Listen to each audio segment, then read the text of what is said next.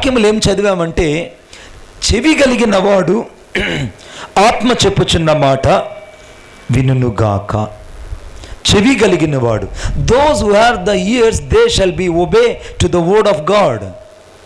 ఎవరైతే చెవి కలిగి ఉంటారో వారికి ఆత్మ చెప్పుచున్న మాట వారికి మాత్రమే వినబడుతుంది. చెవి ప్రతి ఒక్కరికి ఉంటాయి, ప్రతి ఒక్కరికి ఉంటాయి.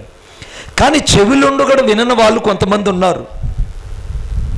ఆదాముకు స్పష్టంగా చెవులు ఉన్నాయి, హవ్వమ్మకు చెవులు ఉన్నాయి. దేవుడు చెప్పాడు, మీరు ఈ తోటలో ఏ ఫలాలైనా తినచ్చు, కానీ ఆ జీవవృక్ష ఫలము యొక్క పళ్ళు మాత్రం మీరు తినకూడదు. మీరు ఒకవేళ అది తింటే మీరు చస్తారు, బహిష్కరించబడతారు, శాపం గురవుతారు అని దేవుడు చెప్పక చెప్తే, చెవి కలిగిన ఆదాము దేవుని మాట వినకపోగా శాపాన్ని భూలోకానికి తీసుకుని వచ్చాడు. చెవి ఉన్న దేవుని మాట వినలేదు. నా మాట మీకు అర్థమవుతుందా? అర్థమవుతుంది. గట్టిగా హల్లెలూయా చెప్పండి ఒకసారి. అమ్మ వెనుకుండేవాళ్ళు హల్లెలూయా చెప్పండి. ఆ చివరిలో ఉండేవాళ్ళు హల్లెలూయా చెప్పండి గట్టిగా. అది చెవి ఉండాలి. మొదట చెవి కలిగిన వాడు ఆత్మ చెప్పుచున్న మాట వినుగాక అంటే, ఆదాముకు దేవుడు చెప్పాడు, ఆ పండు తినద్దని తిన్నాడు. ఆజ్ఞాతిక్రమం పాపమయ్యి భూలోకమంతటికి శాపాన్ని తీసుకొచ్చి పెట్టాడు మొదటి ఆదామైనటువంటి ఆ వ్యక్తి. రెండో విషయం చెప్తాను. దేవుడు స్పష్టంగా చెప్పాడు, నోవహు కాలంలో ప్రజలకు గొప్ప ప్రళయం రాబోతుంది, గొప్ప వినాశనం రాబోతుంది. ఆ వినాశనం వస్తే అందరూ చనిపోతారు. దయచేసి ఈ ఓడలోకి ప్రవేశించండి. ఈ ఓడ మీ కొరకు సిద్ధం చేయబడింది. ఈ 3 అంతస్తులు కలిగిన ఓడ తండ్రికి కుమారుడైనటువంటి యేసుక్రీస్తు ప్రభుకి పరిశుద్ధాత్మ దేవునికి సాదృశ్యమైంది. ఈ ఓడలోకి ప్రవేశించండి. ఇది రక్షణకు కేంద్రమైనటువంటి ఓడ. ఈ ఓడలోకి ప్రవేశించని నోవహుకు భార్య అయినటువంటి జైలా, అంతకంటే షేము, హాము, యాఫేతు వారి యొక్క 3 భార్యలు, మొత్తం 8 మంది ఆ ఓడను తయారు చేస్తూ రాత్రిపూట వెళ్ళి సువార్త చెప్పారు. ఆమేన్. ఎన్ని సంవత్సరాలు సువార్త చెప్పారు తెలుసా? 120 సంవత్సరాలు వాళ్ళు సువార్త చెప్పారు. They have given to them only proclaim the word of God until the 120 years. 120 సంవత్సరాలు వాళ్ళు దేవుని సువార్త వెలుగెత్తి చెప్పారు. అయ్యా, ఈ ఓడకి ఒకే ఒక ద్వారం ఉంది. ఆ ద్వారము సరిగ్గా అనగా యోహాను సువార్త 14:6 ప్రకారముగా యేసుక్రీస్తు ప్రభువే మార్గము, యేసే జీవము, యేసే సత్యము. యేసుక్రీస్తు ప్రభు ఈ రక్షణకు కేంద్రముగా, ఈ ఓడకు సాదృశ్యముగా, ఇది దేవుని జీవము కలిగినటువంటి నీకు ఆశ్రయం ఇచ్చేటువంటి ఓడగా ఉంది.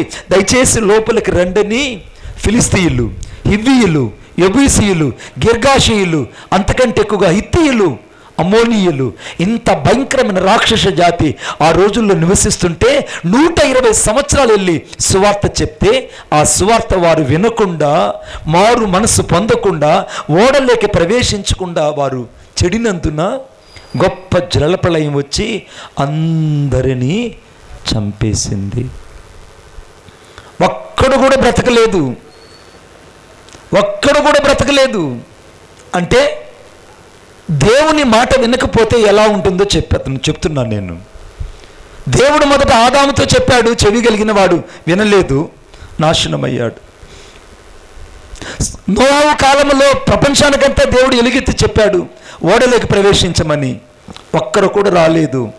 జలప్రళయం వచ్చి అందరినీ కొట్టుకుని వెళ్ళిపోయింది. 40 రాత్రులు 40 పగళ్ళు ప్రచండమైన వర్షం. ఆ వర్షంలో ఏ మనుషుడు బ్రతకలేదు. మూడోసారి దేవుడు మరలా మాట్లాడాడు. యేసుక్రీస్తు ప్రభు యెరూషలేముకు వచ్చినప్పుడు, నేడైనను యెరూషలేమా, నువ్వు ఈ సమాధాన సంగతమైనటువంటి సంగతులు అనగా సమాధాన సంబంధమైన ఈ సంగతులు నువ్వు తెలుసుకునే ఎడల నీకెంతో మేలు. ఒకవేళ నువ్వు వినకుండిన ఎడల నీ పిల్లలను బండకేసి కొట్టుదురు. యెరూషలేమా, నేడైనా నువ్వు సమాధాన సంగతులు తెలుసుకుంటే నీకెంతో మేలని యెరూషలేములో ఉన్నటువంటి ప్రజలకు, ఆ ప్రాంతంలో ఉన్నటువంటి యూదులకు, ఇశ్రాయేలుకు, చివరకు మనకు దేవుడు ఎలుగెత్తి చెప్పాడు. నేడైనా నువ్వు సమాధాన సంగతులు తెలుసుకుంటే నీకెంతో మేలని. కానీ ఆ రోజు కూడా వారు విననందున విననందున ఇశ్రాయేలీయులు టైటస్ అనే ఒక రాజు చేత పట్టబడి చెరగొనుపబడి ఆ ప్రాంతమంతా విపత్తుకరమైపోయింది.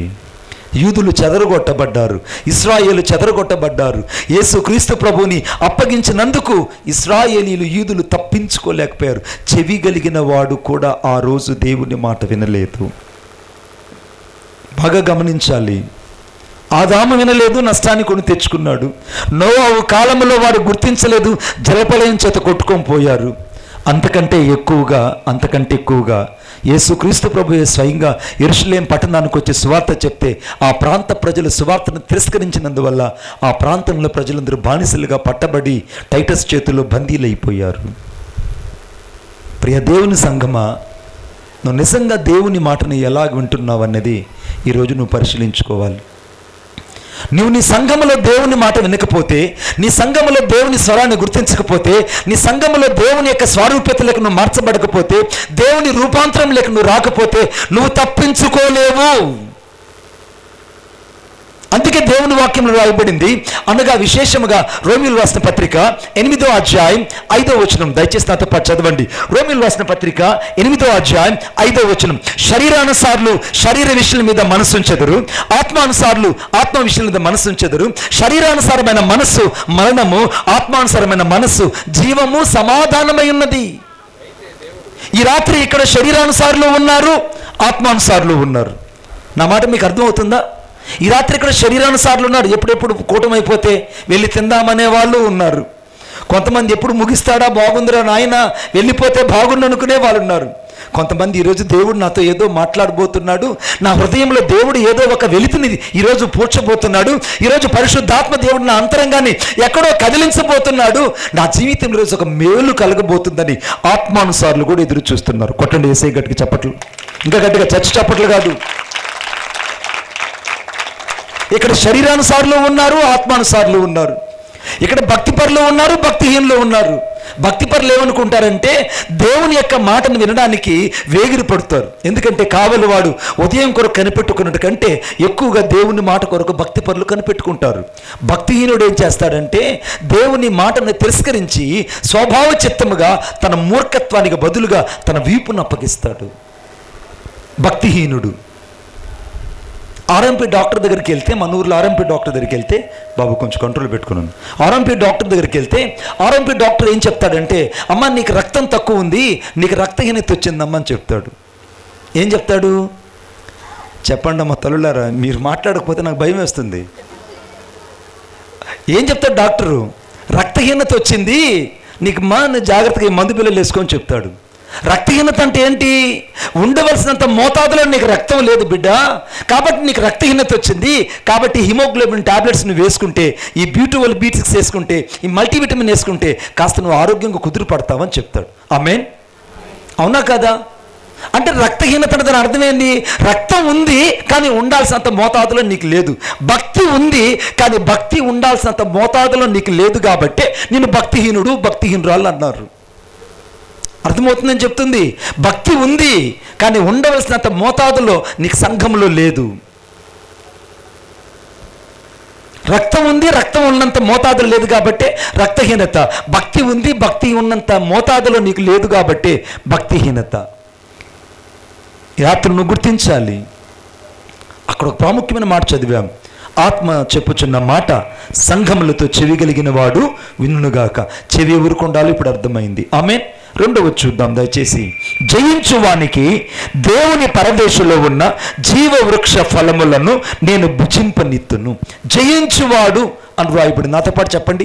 జయించువాడు, జయించువాడు, జయించువాడు, జయించువాడు.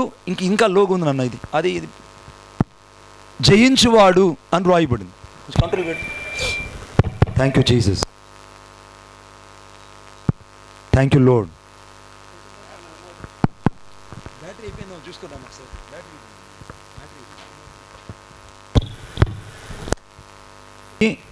జయించువాడు అని రాయబడింది. జయించేవాడు ఎలా ఉంటాడు? జయించేవానికి అనగా పరదేశంలో ఉన్నటువంటి జీవవృక్ష ఫలాలు దేవుడు ఇస్తారన్నాడు. ఈ జయించేవాడికి దేవుడు పరదేశంలో జీవవృక్ష ఫలాలు ఇస్తానంటే ఎక్కడికి తీసుకెళ్ళి ఇస్తాడంటే ఆ జీవవృక్ష ఫలాలు భూమి మీద లేవు. జీవవృక్ష ఫలాలు ఎక్కడ లేవు? భూమి మీద లేదు, పరదేశంలో ఉంది. ఆ పరదేశంలో ఉన్న జీవవృక్ష ఫలాలు ఎవరికి ఇస్తాడంటే జయించేవాడికి ఇస్తాడు. ఈ జయించేవాడి గురించి బైబిల్లో 3 సంఘటనలు రాయబడ్డాయి. చదవండి నాతో పాటు దయచేసి. అనగా విశేషముగా 2వ అధ్యాయము 7వ వచనములో నేను చదువుతున్నాను. జయించువానికి దేవుని పరదేశంలో ఉన్న జీవవృక్ష ఫలములను భుజింపనిత్తును. 11వ వచనం చదువుతారు ఎవరైనా ఒకసారి. సంగములతో ఆత్మ చెప్పుచున్న మాట వినుగాక, జయించువాడు 2వ మరణము వలన ఏ హాని చెందడు. మొదటిదేమో పరదేశంలో ఉన్న జీవవృక్ష ఫలాలు వీడి కోసం దేవుడు ఎత్తిపెట్టున్నాడు. రెండవది 2వ మరణం వీడి మీద ఏలుబడి చేయదు. అంటే మొదటి మరణం అంటే నీవు యేసుక్రీస్తు ప్రభుని నమ్మి రక్షించబడి మారు మనసు పొంది చనిపోతే మహిమలోకి పిలువబడితే నీ వెళ్ళేది పరలోకానికి. ఆమేన్. కొంతమంది అంటుంటారు, యేసయ్యా నన్ను తీసుకెళ్ళిపోయా పరలోకానికి, కొంచెం వాల్యూమ్ పెట్టు బాబు, కొంచెం కాన్సన్ట్రేషన్ పెట్టు, నా మీద కొంచెం వాల్యూమ్ పెట్టు. Thank you. గమనించండి, కొంతమంది ఏమనంటుంటారంటే నేను చనిపోవాలి యేసయ్యా నన్ను తీసుకెళ్ళిపో, నేను ఇక్కడ ఉండలేకపోతున్నాను అంటుంటారు. నా వల్ల కావట్లేదు ప్రభు, నేను ఇక్కడ ఉండలేకపోతున్నాను, దయచేసి నన్ను తీసుకెళ్ళిపో, నేను చనిపోవాలనుకుంటున్నానని. నేను అడుగుతున్నాను, నేను చర్చికి వచ్చి నిద్రపోతావు, దశం భాగం ఇవ్వవు, సరైన సమయానికి చర్చికి రావు, వచ్చిన చర్చిలో ఉండవు, ఆ వచ్చిన అర్ధగంట సేపు సెల్ ఫోన్ చూసుకుంటుంటావు, ఇంట్లో ఏం జరిగిందని ఇంటి గురించి ఆలోచిస్తుంటావు, పాస్టర్ గారు వాక్యం చెప్తుంటే వాక్యం మీద ఆలోచన పెట్టవు, రకరకాల ఆలోచనలన్నీ నీలోనే ఉంటాయి. 4వ తేదీ కౌంటింగ్ ఎలా ఉంటుందో అందరికంటే ఎక్కువ టెన్షన్ నీ ఒక్కదానికే ఉంటుంది. అర్థమైందా? ఎక్కువ టెన్షన్ ఎవరికి ఉంటుంది? నీకే ఉంటుంది. చర్చికి వస్తే అన్నీ నీకుంటాయి. మరి నీలాంటి వ్యక్తిని పరలోకం తీసుకెళ్ళి దేవుడు ఏం చేస్తాడు? ఆలోచించండి ఒకసారి. అర్థమవుతుందని చెప్తుంది. నీలాంటి వ్యక్తిని నిద్రపోతావు, సంఘానికి సరిగా రావు, దేవుని మాట వినవు, దేవుని కోసం నమ్మకంగా జీవించవు. నిన్ను పరలోకం తీసుకెళ్ళి దేవుడు ఏం చేస్తాడు? ఏం చేయడు అక్కడ. అందుకే భూమి మీద నీలాంటి వాళ్ళు నాలాంటి వాళ్ళని పెట్టి ఇక్కడ దేవుడు సరిచేస్తున్నాడు. లోపలికి ఖర్చు తీసుకురామా కారులో. దేవుడు ఏం చేస్తాడని అంటే నిన్ను నన్ను సరిచేయడం ప్రారంభిస్తాడు. ఇక నీవు నేను సరిచేయబడకుండా ఆయన స్వరూప్యత మనలోకి వచ్చేంత వరకు మనల్ని దేవుడు పరలోకానికి తీసుకెళ్ళాడు. కొట్టండి చప్పట్లు గట్టిగా. నీవు నేను పరలోకానికి వెళ్ళం బిడ్డ. ఎంత చావాలన్నా చావము, ఎంత బతకాలన్నా కూడా బతకడం అంతంత మట్టుకే ఉంటుంది. కానీ ఆయన స్వరూప్యత వచ్చేంత వరకు, ఆయన రూపాంతరం వచ్చేంత వరకు, ఆయన రూపం నీలో నాలో కనబడేంత వరకు జయించేవాడు 2వ మరణం వీడి మీద ఏలుబడి చేయదు. ఎందుకు చేయదంటే మొదటి మరణములో వీడు మహిమలోకి పిలువబడ్డాడు, పరలోకానికి వెళ్తాడు, అక్కడ నిత్యత్వంలో ఉంటాడు, ఆనందంగా ఉంటాడు, ఆ బంగారు ఆ త్రోవలో నడుస్తాడు, అంతకంటే ఎక్కువగా ఆనందదాయకమైన జీవితాన్ని జీవిస్తాడు. ఒకవేళ నువ్వు నా మాటను వినకుండా ఈ రాత్రి దేవుని మాటను తిరస్కరించి, ఇది నాకు సంబంధించింది కాదు మణిబాబు అన్నయ్య, ఇది నా కొరకు చెప్పింది కాదు, కాబట్టి నేను ఇలాగనే ఉంటాను, నేను ఇలాగే బతుకుతాను, నా బ్రతుకుని ఇలాగే ఉంచుకుంటానంటే నీ ఇష్టం. ఎందుకంటే ఈ రాత్రి జీవ మరణాలు నీ చేతుల్లో ఉన్నాయి. జీవ మరణాలు నీ చేతుల్లో ఉన్నాయి. సంఘానికి వస్తున్న నీవు సంఘములో దేవుని మాటను విని దేవుని మాట చొప్పున నువ్వు బ్రతకకపోతే నష్టపోతావు బిడ్డ. నేను ఒకరోజు ఒక ప్రాంతానికి వెళ్ళాను. ఆ ప్రాంతము టిఆర్ కండ్రిగ్ అనే ఒక ప్రదేశం. ఆ ప్రాంతంలో ఒక ముదుముసలి బైరాగి అంటారు ఆమెని. ఆమె ఊరూరు తిరిగి బ్రహ్మంగారి చరిత్ర చెప్పుకుంటుంది. ఆమె ఇంటికి నేను ఆ రోజు ఊరంతా సువార్త చేసి లాస్ట్ బస్ వెళ్ళిపోయింది. ఇక ఆ ఊరు అరుగు మీద కూర్చొని ఉన్నాను. నేను కూర్చొని ఉంటే ఈ లోపల ఎవరు వచ్చి నా చెప్తున్నారు, అయ్యా ఇక్కడ ఎవరు అన్నం పెట్టరు, మీరు కొంచెం ఊర్లోకి వెళ్తే ఎవరైనా అన్నం పెడతారు, కాబట్టి ఇక్కడ ఎవరు కూర్చున్న భోజనం పెట్టరండి అన్నారు. నేను అన్నాను, అన్నం లేకపోయినా పర్లేదండి, ఇక్కడే ఉంటాను, ఈ రాత్రి ఇక్కడ పడుకుంటానని ఆ అరుగు మీద ఆ యాప్ చెట్టు దగ్గరే పడుకొని ఉన్నా. ఈ లోపల ఒక గంట తర్వాత ఆ ఇల్లుకి వెళ్ళటువంటి ఆ యొక్క అవ్వ తడికి తీసుకొని లోపలికి వెళ్తుంది. అరే రే ఇంట్లో ఎవరో ఉన్నట్టుగా ఉన్నారని నేను అవ్వ బాగున్నావా అని అంటే అవి ఏం మాట్లాడలేదు. లోపలికి వెళ్ళి పూజలో కూర్చునింది.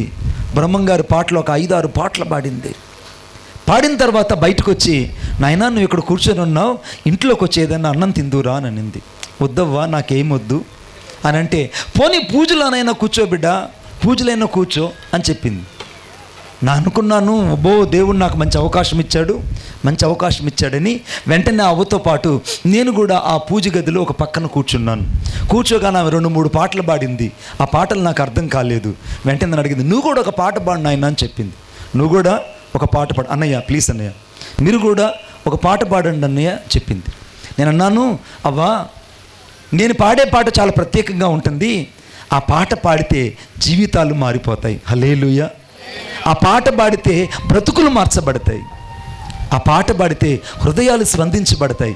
ఆ పాట పాడితే జీవితాలు కట్టబడతాయి. కాబట్టి అంత గొప్ప దేవుడు ఈరోజు నీకు నేను పరిచయం చేస్తానని చెప్పాను. హల్లెలూయా, హల్లెలూయా. అంత గొప్ప దేవుడు నీ కోసం నేను పరిచయం చేస్తాను. నా గుండెల్లో నీవే, నా గుండె గుడిలో నీవే, నా తోడువు నీవే, నా నీడవు నీవే.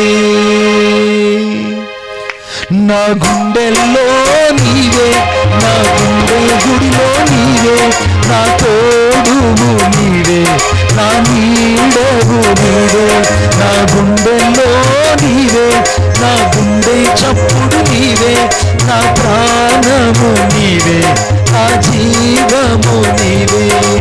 యేసయ్యా, నా యేసయ్యా, యేసయ్యా, నా యేసయ్యా, యేసయ్యా, నా యేసయ్యా, యేసయ్యా, నా యేసయ్యా. నా గుండెల్లో నీవే, నా గుండె గుడిలో నీవే, నా తోడు నీవే, నా నీడవు నీవే. చప్పట్లు కొడదాం అందరం. యేసయ్య ఆరాధనకు యోగ్యుడు, ఆయన వంటి మంచి దేవుడు మనకు దొరకడమే మన అదృష్టం. యేసయ్య నీకు వందనాలు చెల్లిస్తున్నాను. నీవు నాకు సమీపంగా ఉన్నట్టు ఏ జనాంగానికి ఏ దేవుడు లేదయ్యా. Thank you lord.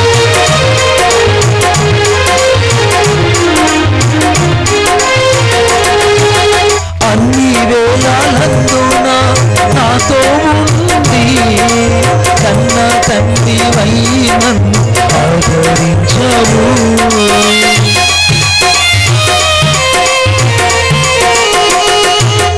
అన్ని వేళలందున నాతో ఉంది, కన్న తండ్రివై నన్ను ఆదరించవు. అడుగడుగు నా తోడయ్యావు, అడిగినవన్నీ ఇచ్చావు.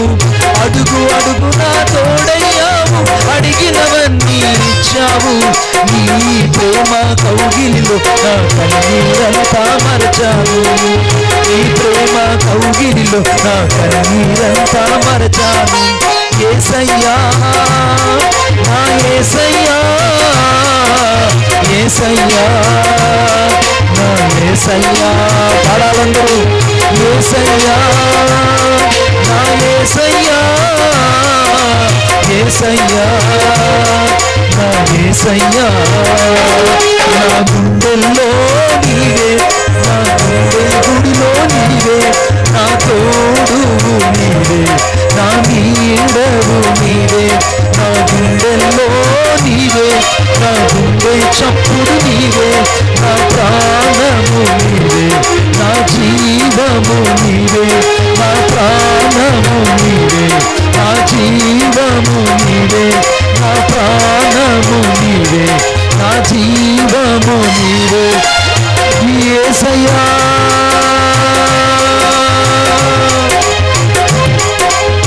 నా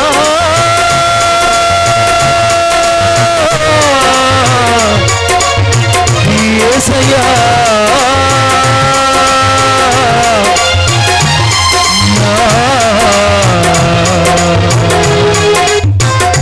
యేసయ్యా. నా గుండెల్లో నీవే, నా గుండె గుడిలో నీవే, నా తో నీవే, నా నీడవు నీవే, నా గుండెల్లో నీవే, నా గుండె చప్పుడు నీవే, నా ప్రాణము నీవే, నా జీవము నీవే, నా ప్రాణము నీవే, నా జీవము నీవే. హల్లెలూయా. ఈ పాట నేను ముగించే లోపల అవ్వ దురాత్మ చేత పట్టి గిలగిలగిల కొట్టుకుంటుంది. ఆ చుట్టుపక్కల వాళ్ళందరూ వచ్చేసారు. అరే బైరాగవ్వకి ఏమైంది, బైరాగవ్వకి ఏమైందని అందరూ పరిగెత్తుకొని వస్తే ఆ అవ్వ భయంకరంగా నొరగొక్కుంటుంది, వికృతంగా ఏడుస్తుంది, అరుస్తుంది. ఆ సమయంలో నేను యేసుక్రీస్తు నామంలో ఆమెకు ప్రార్థన చేయగా ఆమె శరీరంలో ఉన్న 4 రకాల దేవతలు, అనగా 4 రకాల గ్రామ దేవతలు ఆమె హృదయంలో నుంచి, జీవితం నుంచి వెళ్ళిపోయి ఆమె లేచి కూర్చున్నది. కొట్టండి చప్పట్లు గట్టిగా. ఆమె లేచి కూర్చుండింది. ఆమె లేచి కూర్చొని, అయ్యా నాకు ఏం జరిగింది, ఆమె జడలు ఎలా ఉంటాయంటే, అయ్యగారు జడలు కట్టకపోయి రోడ్డంతా లాక్కొని పోతుందేమో, చిమ్ముకొని పోతుందేమో అన్నంత పొడవు ఉంటాయి ఆమె జడలు. అట్టాటి జడలు కడిగినటువంటి ఆమె లేచి కూర్చొని, అయ్యా నా యొక్క తల మీద నుంచి పెద్ద పెద్ద గుదిబండలు పడిపోయినట్టు పడిపోయాయి, ఏంటి ఏం జరిగిందంటే నేను చెప్పాను, అవ్వా యేసు ప్రభువు నిజమైన రక్షకుడు, ఆయనగాక వేరొక దేవుడు లేడు, ఆయనే జీవము గల దేవుడు, నువ్వు యేసుక్రీస్తు ప్రభుని విశ్వసించినట్లయితే నువ్వు రక్షించబడతావు, యేసుకు నీ హృదయాన్ని ఇవ్వవా అని చెప్తే ఆమె ఆ రోజు యేసు ప్రభుని నమ్ముకునింది. యేసు ప్రభుని నమ్ముకుని, నా పేరు శంకరమ్మ, యేసు ప్రభుని నమ్ముకునింది. గంపలు అల్లుకుంటుంది ఆమె. మామిడి పళ్ళు కాలం వస్తే మామిడి పళ్ళుకి ఆ రోజుల్లో మామిడి పళ్ళు గంపలు, ఎదురు గంపల్లో ట్రాన్స్పోర్ట్ చేసేవాళ్ళు బెంగళూరుకి ఆ ప్రక్కంతా మా వైపు నుంచి. ఆ మామిడి పళ్ళు గంపలు లేదు ఆమె, ఎదురు తీసుకొచ్చి ఆ మామిడి పళ్ళు గంపలల్లి అమ్ముకొని బైరాగితనం బతికేటివి. ఆమె యేసు ప్రభుని నమ్ముకునింది. ఆమె యేసు ప్రభుని నమ్ముకున్న తర్వాత ఆమె మందిరానికి పోవడం ప్రారంభించింది. ఆమె భక్తి జీవితాన్ని బట్టి దేవుడు ఎంతగానో ఆ ప్రాంతాన్ని ఆశీర్వదించాడు. ఆమె ప్రతిరోజు ప్రార్థన చేసేది, యేసయ్య నా ఊరి పొలిమేరలో ఒక మందిరం ఉండాలి, నా ఊరి చివరిలో కూడా ఒక మందిరం ఉండాలి. నిషాని చదువు లేదు. మీకులాగా కొంచెం కూడా చదువుకోలేదు. మీరన్నా ఆ మహిళా మండలికి వెళ్తే సంతకాలు పెడతారు లేదా? ఇక్కడ స్టార్ట్ చేస్తే బొల్లాపల్లి టోల్గేట్లు వెళ్ళి ఆగుతుంది మీ సంతకం, అట్లా సంతకాలు పెడతారు కొంతమంది. నువ్వన్నీ నేర్చుకున్నా, సంతకం కూడా తెలియదు, వేలముద్ర మాత్రం వేస్తుంది. ఆ ఏలముద్రలటువంటి ఆ శంకరమ్మ యేసుప్రభుని నమ్ముకున్న తర్వాత ఆ ఊరందరినీ అనగా ప్రభు వైపు తిప్పిందండి. కొట్టండి చప్పట్లు గట్టిగా. ప్రభు వైపు తిప్పింది. మీరు రండి, నేను ఇప్పుడు చూపిస్తాను. ఆ ఊరు పొలిమేరలో ఒక మందిరం ఉంది, ఆ ఊరి చివరిలో ఒక మందిరం ఉంది. ఇప్పుడు ఆ ఊరిలో 2 మందిరాలు ఉన్నాయి. మొదటి క్రైస్తవురాలు. ఒకరోజు నా అవ్వను చూద్దామని వెళ్ళాను నేను. వెళ్తుంటే కోడలు కసురుకుంటుంది, మలమూత్రాలలో పడింది, ఆ మంచంలో మలమూత్రాలలో పడింది.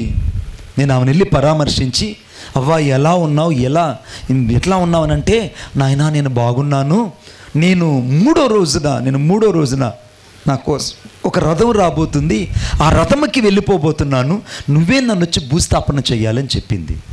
కోడలు అంటుంది, పిచ్చిదండి పాస్టర్ గారు, పిచ్చిది, ఏదేదో మాట్లాడుతుంది, ఆమె చేస్తుందా అండి, మమ్మల్ని అందరినీ చంపుకో తింటుంది, ఆమె సావదు, మమ్మల్ని అందరినీ చంపుకో తింటుంది అని అంటుంటే నాకు అనిపించింది, ఈమె ఆత్మతో మాట్లాడుతుంది, ఈమె దేవుని ఆత్మతో నింపబడి మాట్లాడుతుంది. ఆమె నాకు చెప్తుంది, మూడో రోజు నేను మహిమలోకి వెళ్ళబోతున్నాను, నువ్వు నన్ను వచ్చి భూస్థాపన చేయాలయ్యా అని. సరిగ్గా 3వ రోజు ఆ మహిమలోకి వెళ్ళింది. నేను వెళ్ళి భూస్థాపన చేశాను. ఇప్పటికీ నా మనసులో మిగిలిపోయిన ప్రశ్న ఏందో తెలుసా? ఆమెలాగా తారీఖును, సమయాన్ని మనం చెప్పి మహిమలోకి వెళ్ళగలమా? జయించిన వాడు 2వ మరణం వలన ఏ హాని పొందడు. జయ జీవితం కలిగిన వాడు 2వ మరణం అతని మీద ఏలుబడి చేయదు. ఇప్పుడు ఆమెకు 2వ మరణం లేదు. మొదటి మరణము చేత ఆమె పరలోకానికి కొనుపోబడింది. 2వ మరణం అనగా క్రీస్తుని ఎరగకుండా ఇక్కడ నువ్వు చచ్చిన తర్వాత అక్కడెళ్ళి మళ్ళా తీర్పులోకి నిలబడిన తర్వాత, ఆ తీర్పు తీర్చబడిన తరువాత జీవగ్రంథంలో నీ పేరు లేకపోతే నిన్ను కాళ్ళు చేతులు కట్టి నరకంలో పడేస్తాడు. అది 2వ మరణం. క్రీస్తును నమ్ముకుంటే ఒకసారే మరణం కలుగుతుంది. యేసు ప్రభు నమ్ముకోకుండా అటు ఇటుగా జీవిస్తే, ఈ రాత్రి నువ్వు చల్లగా నువ్వు వెచ్చగా లేక నువ్వెచ్చగా ఉంటే, ఈ రాత్రి నీ స్థితి గురించి ఆలోచించు. ఆ శంకరమ్మకున్నంత భక్తి మన సంఘంలో నీకుందా లేదో ఆలోచించుడు. ఆ సంక్రమణ సమయాన్ని తారీఖును చెప్పి మహిమలోకి వెళ్ళింది బిడ్డ.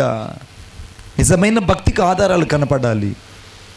నిజంగా నీ ద్వారా సంఘానికి మేలు కలుగుతుంటే దేవునికి స్తోత్రం. నీ ద్వారా సంఘానికి ఆశీర్వాదం కలుగుతుంటే దేవునికి స్తోత్రం. నీ ద్వారా ఇంకా సంఘానికి నష్టం కలుగుతుంటే ఈ రాత్రి నువ్వు సరి చేసుకోవాలి. నిన్నే ఈ రాత్రి నువ్వు సరి చేసుకోవాలి. జయించేవాడు పరదేశంలో నుండి జీవవృక్ష ఫలాలు తింటాడు. జయించేవాడు రెండవ మరణం వలన ఏ హాని పొందడు. వాడి మీద రెండవ మరణం ఏలుబడి చేయదు. నువ్వు నిజంగా జయ జీవితం కలిగి ఉన్నావా? ఆ శంకరమ్మలాగా నువ్వు ప్రార్థన చేసి నీ ఊరిలో నువ్వు దేవుని కొరకై అనేకులు సంపాదించి మందిరంలోకి నడిపించగలుగుతున్నావా? లేకుంటే తగునో పొల్లో అని నువ్వు ఒకటే వచ్చిపోతున్నావా? నువ్వు ఒకటే సంఘానికి రావడం వల్ల సంఘానికి ప్రయోజనం ఉండదు. నీ ద్వారా ఇతరులు రక్షించబడి సంఘానికి వస్తే నీకు కాదు, దేవునికి ఆ దినాన నీ నుండి మెప్పు కలుగుతుంది. కొట్టండి చప్పట్లు గట్టిగా. నీ ద్వారా దేవునికి మహిమ కలుగుతుంది. నిజంగా నీ కుటుంబం ద్వారా దేవునికి మహిమ కలుగుతుందా? నువ్వు ఇతరులకు సువార్త చెప్పగలుగుతున్నావా? సువార్త చెప్పి యేసు ప్రభువులకు నడిపించగలుగుతున్నావా? ఒకవేళ మారు మనసు గురించి ఇతరులకు చెప్పకుండా పోతే, నీకే మారు మనసు లేకపోతే, నీకే సాక్ష్యం లేకపోతే నీ సాక్ష్యం ఇతరులు ఎలా వింటారు? ఆలోచించుడు. నేను మూడో విషయం చెప్తున్నాను, చాలా ప్రాముఖ్యమైనది. నాతో పాటు చూడండి, దయచేసి నాతో పాటు చూడండి. 17వ వచనం, జయించువానికి మరుగైన మన్నాను నేను భుజింపనిత్తును, మరియు అతనికి తెల్లని రాతినిత్తును, ఆ రాతి మీద చెక్కబడిన ఒక క్రొత్త పేరుండునని రాయబడింది. జయించేవాడికి దేవుడు పరలోకములో ఉన్న మన్నాన్ని ఇస్తాడట. ఆమేన్ చెప్పండి గట్టిగా. సేవకులైన మాకు కూడా దేవుడు ఎందుకు ఇంత పరిచర్య చేస్తున్నాం, ఎందుకు ఇంతగా శ్రమ పడుతున్నామంటే ఆ జయించేవాని జాబితాలోకి వెళ్ళాలని. ఆ జయించే జాబితా వెళ్ళకపోతే without the victory of the life you shall not be and sacrifice to our ministries. మీకు అర్థమయ్యేటట్టు చెప్తాను. నేను ఒకరోజు నేను చెన్నై పట్టణానికి వెళ్ళాను. ఆ చెన్నై పట్టణంలో సాయంత్రం నాకు సభలు. ఇక మధ్యాహ్నం రోజు నన్ను తీసుకెళ్ళి ఇక్కడ కొళాయి ఫ్యాక్టరీ ఒకటి ఉంది మణిబాబు గారు. ఇత్తల కొళాయిలు తెలుసు కదా, ఇత్తల కొళాయిలు, స్టీల్ కొళాయిలు అనుకుందాం మీ భాషలో. ఆ స్టీల్ కొళాయిల ఫ్యాక్టరీకి తీసుకెళ్లారు నన్ను. రండి ఆ కొళాయిల ఫ్యాక్టరీ చూపిస్తామని. ఆ కొళాయి ఫ్యాక్టరీకి వెళ్ళిన తర్వాత ఆ కొళాయి ఫ్యాక్టరీలో కొళాయిలు ఎలా తయారవుతాయో అన్నీ చూపిస్తున్నారు. ఆ ప్రాసెసింగ్ అంతా చూపిస్తున్నారు. నేను ఆ ప్రాసెసింగ్ అంతా చూసుకుంటూ వస్తున్నాను. తయారైన కొళాయిలు అన్నీ కూడా అటు వస్తూ ఒక పెద్ద యాసిడ్ తొట్టులో వెళ్ళి పడిపోతున్నాయి. ఇవన్నీ యాసిడ్ తొట్టులో పడిపోతున్నాయి. ఆ యాసిడ్లో తయారైన ఈ కొళాయిలన్నీ కూడా అలాగా ఉడికిపోతున్నాయి. గడగడ ఉడికిపోతున్నాయి. నేను అన్నాను, అయ్యా ఏంటి ఇంతగా తయారైనటువంటి ఈ కొళాయిలన్నీ, ఇంతగా సిద్ధమైనటువంటి ఈ కొళాయిలన్నీ ఒక్కసారిగా టెస్టెడ్ ఓకే అని ప్యాక్ చేసి పంపిస్తే బాగుంటుంది కదా, కానీ ఇవన్నీ తీసుకొచ్చి మళ్ళా ఎందుకు ఈ యొక్క తొట్టులో వేశారు? అది కూడా యాసిడ్ తొట్టులో వేశారు. తయారు చేసిన నాణ్యత పోతుంది కదా, తయారు చేసినటువంటి ఆ యొక్క షైనింగ్ అంతా పోతుంది కదా, ఎందుకు ఈ తొట్టులో వేశారనంటే ఆయన నవ్వుతూ ఒక మాట చెప్పాడు, మణిబాబు గారు ఈ కొళాయిలు తయారయ్యేటప్పుడు ఈ ఇత్తల కొళాయిలు లోపల చిన్న ఇనప ముక్కలు, చిన్న చువ్వలు వాటి లోపల ఉంటాయి. వాటి లోపల చిన్న ఇనప ముక్కలు, చిన్న చువ్వలు ఉంటాయి. ఆ చువ్వలు కానీ అలాగే ఇచ్చేస్తే వాళ్ళు ఇళ్ళకెళ్ళి బిగించుకున్న తర్వాత నీళ్లు పట్టుకోగానే ఆ ఇనప ముక్కలు చువ్వలు వారు తాగే నీళ్ళల్లో కలుషితమయ్యి వారు తాగిన వెంటనే చచ్చిపోతారు. కాబట్టి ఇవి శుద్ధమైన జలాలు అందించబడాలంటే మొదట ఇవి పరీక్షించబడాలి. Just you go into the testified and through the acid.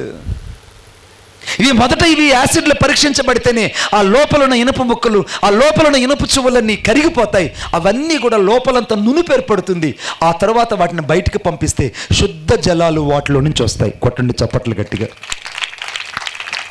సేవకులైన మమ్మల్ని ఎందుకు దేవుడు చాలాసార్లు శుద్ధ జలాలను ప్రజలకు అందించడానికి ఎందుకు మమ్మల్ని ఇనప కొలిములేసి పరీక్షిస్తుంటాడంటే, ఎందుకు మమ్మల్ని ఎందుకే యాసిడ్ లాంటి శ్రమల గుండా అనేకమైన విషమ పరిస్థితులు తీసుకెళ్తుంటాడనంటే శుద్ధమైనటువంటి జలాలు సంఘాలకు అందించాలని.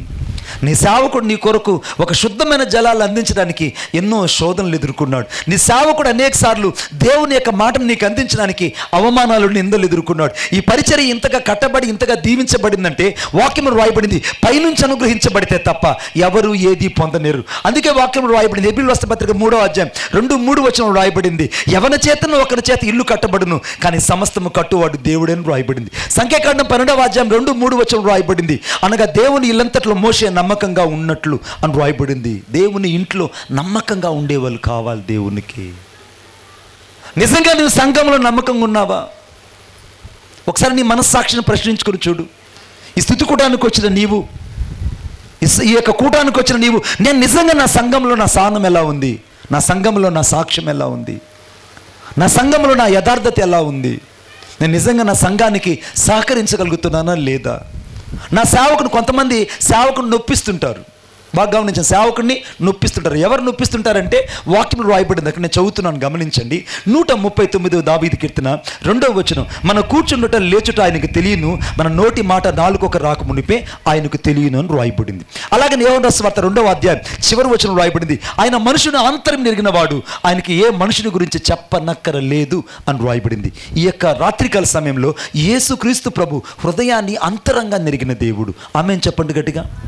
ఆయనకి ఎవరి గురించి చెప్పాల్సిన అవసరం లేదు. నేనేంటో నువ్వు నా గురించి యేసయ్యకి చెప్పాల్సిన అవసరం లేదు. నీవేంటో నేను నీ గురించి యేసయ్యకి చెప్పాల్సిన అవసరం లేదు. ఆయన మనుషుని హృదయాన్ని ఆంతర్యాన్ని ఎరిగినవాడు. ఆమేన్. ఆయన ఆంతర్యం ఎరిగినాడు కాబట్టి ఈ రాత్రి దేవుడు నీతో నాతో మాట్లాడుతున్నాడు. నీవు నేను పరీక్షించబడాలి. నువ్వు అనేకమైన శోధనల గుండా, అనేకమైనటువంటి పరిస్థితుల గుండా, అనేకమైనటువంటి ఇనప కొలిమిలో, అనేకమైన ఇబ్బంది కొలిమిలో నువ్వు పరీక్షించబడుతూ ఇదేనా నువ్వు శోధించబడుతుంటే భయపడవద్దు. జయించేవానికి దేవుడు పరలోకంలో ఉన్న మన్నాన్ని ఇస్తాడు, మరుగైన మన్నాను. ఆ మన్నా నీకు ఇవ్వాలనంటే మొదట నువ్వు సంఘంలో నీ సాక్ష్యాన్ని కాపాడుకోవాలి. సంఘంలో నీకు సాక్ష్యం లేకుండా, సంఘంలో నీకు సరైనటువంటి దేవునికి మహిమార్థమైనటువంటి జీవితం లేకుండా నువ్వు ఏమీ చేయలేవు. కొంతమంది సంఘాలు మారిపోతుంటారు. ఈ సంఘంలో ఒక అడుగు, ఆ సంఘంలో ఒక అడుగు వేసి అటు ఇటు వెళ్తుంటారు. సంఘాలు మారే వాళ్ళకి చెప్తున్నా నేను. ఇప్పుడు కోళ్ళపూడిలో మీకు ఒక ఆధార్ కార్డు ఉందనుకోండి. ఏమండి, కోళ్ళపూడిలో మీకు ఒక ఆధార్ కార్డు ఉంది. గుంటూరులో కూడా మీకు ఒక ఆధార్ కార్డు ఉండింది అనుకోండి, డూప్లికేట్ ఇది. అప్పుడు ఆధార్ కార్డు చెల్తుందా అన్నయ్య? చెల్తుందా? చల్లదు. 2 ఓట్లు ఉన్నాయనుకోండి, ఆఖరికి నీకు ఇక్కడ ఓటు ఉండదు, అక్కడ ఓటు ఉండదు. నువ్వు ఈ సంఘంలో కొద్ది రోజులు, ఆ సంఘంలో కొద్ది రోజులు నువ్వు అటు ఇటు డ్యాన్సింగ్ చేస్తున్నావు అనుకో, నువ్వు ఆఖరికి ఎత్తబడలేవు. నేను కఠినంగా చెప్తున్నా, నువ్వు ఎత్తబడలేవు. నువ్వు నీ సంఘంలో మొదట నీ సాక్ష్యాన్ని కాపాడుకోవాలి. నీ సంఘంలో దేవునికి ఇచ్చినటువంటి స్థానాన్ని భద్రంగా కాపాడుకోవాలి. అంతకంటే ఎక్కువగా నీ సేవకునికి నువ్వు దీనులు, విధేయతలు కలిగి ఉండాలి. రవి అనే ఒక మాట చెప్పాడు, నేను ఉద్యోగం చేసుకుంటూ నాకున్నటువంటి పూరు గుడిసిన దేవుడు ఒక బిల్డింగ్ లాగా మార్చాడు. అంతకంటే ఎక్కువగా నా పేదరిక పరిస్థితిని వీధి బల్పుల్లో కూర్చొని కృష్ణాల బుడ్డులు చదువుకుని నేను ఇప్పుడు గవర్నమెంట్ టీచర్ అయ్యాను. అంతకంటే ఎక్కువగా నేను ఉద్యోగం చేసుకుంటూ నా సమయంలో పని కంటే ఎక్కువగా నేను నా స్కూల్లో ఉద్యోగానికి సమయం కేటాయిస్తున్నాను. అంతకంటే ఎక్కువగా నేను సంఘానికి సేవకుని దగ్గర విధేయత కలిగి నేను సేవలో సహకరిస్తున్నానని అన్నాడు. సాక్ష్యం ఉంది. మరి నీకు నీ సేవకుడిని అడిగితే నీ గురించి ఏమని సాక్ష్యం చెప్తాడు? ప్రతి ఒక్కరు ఎందుకు చర్చకు వస్తారంటే, ఆ చచ్చిన రోజు ఆ పెట్టెలో పడుకోబెట్టినప్పుడు ఆ పెట్టె దగ్గర నిలబడి ఒక సాక్ష్యం చెప్తాడు సేవకుడు. ఏమని చెప్తాడు తెలుసా? ఈ నా బిడ్డ, ఈ నా కుమార్తె సంఘములో మంచి సాక్ష్యం కలిగి బతికింది, ఈమె సంఘములో నమ్మకస్తుడుగా బ్రతికాడు, ఈమె సంఘములో యథార్థంగా దేవుని కొరకు జీవించింది, కానుకిచ్చింది, సంఘ కార్యక్రమాలన్నీ దగ్గరుండి చూసుకున్నదే, ఏ రోజు దేవుని పరిచర్యను నిరర్ధకం చేయలేదు.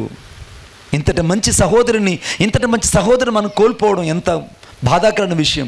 దేవుడు ఈమెను పరలోకంలో ఉంచుతాడు. మనం పరలోకలీలను చూడబోతున్నామని నీ సేవకుడిచ్చే సాక్ష్యం ఆ దినాన గొప్పదై ఉంటుంది. కొట్టండి చప్పట్లు గట్టిగా, ఇంకా గట్టిగా, చచ్చు చప్పట్లు కాదు.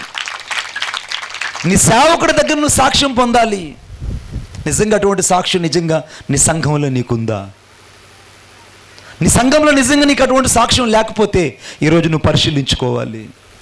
అవును, నిజంగా నా సేవకుడిని నేను ఇప్పటిదాకా బాధ పెట్టాను, అందుకే కఠినమైన మాటలు పలికేవాళ్ళు లేదా కత్తిపోటు వంటి మాటలు పలికేవాళ్ళు కలరు అని వాక్యంలో రాయబడింది.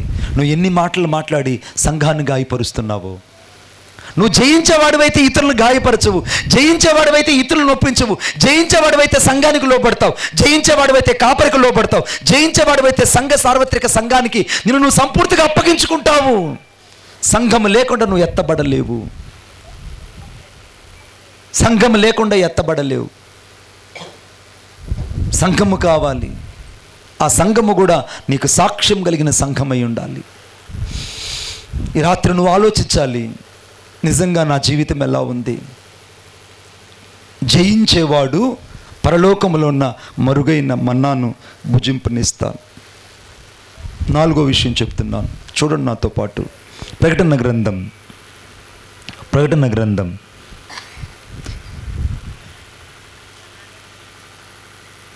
అందరూ బైబిల్ తీయాలని నేను కోరుకుంటున్నాను. Thank you Jesus, thank you lord. 27వ వచనం. అతడు ఇనుప దండముతో వారిని ఏలును, పగలగొట్టబడుదురు, మరియు అతనికి వేకువ చుక్కనిచ్చేదను,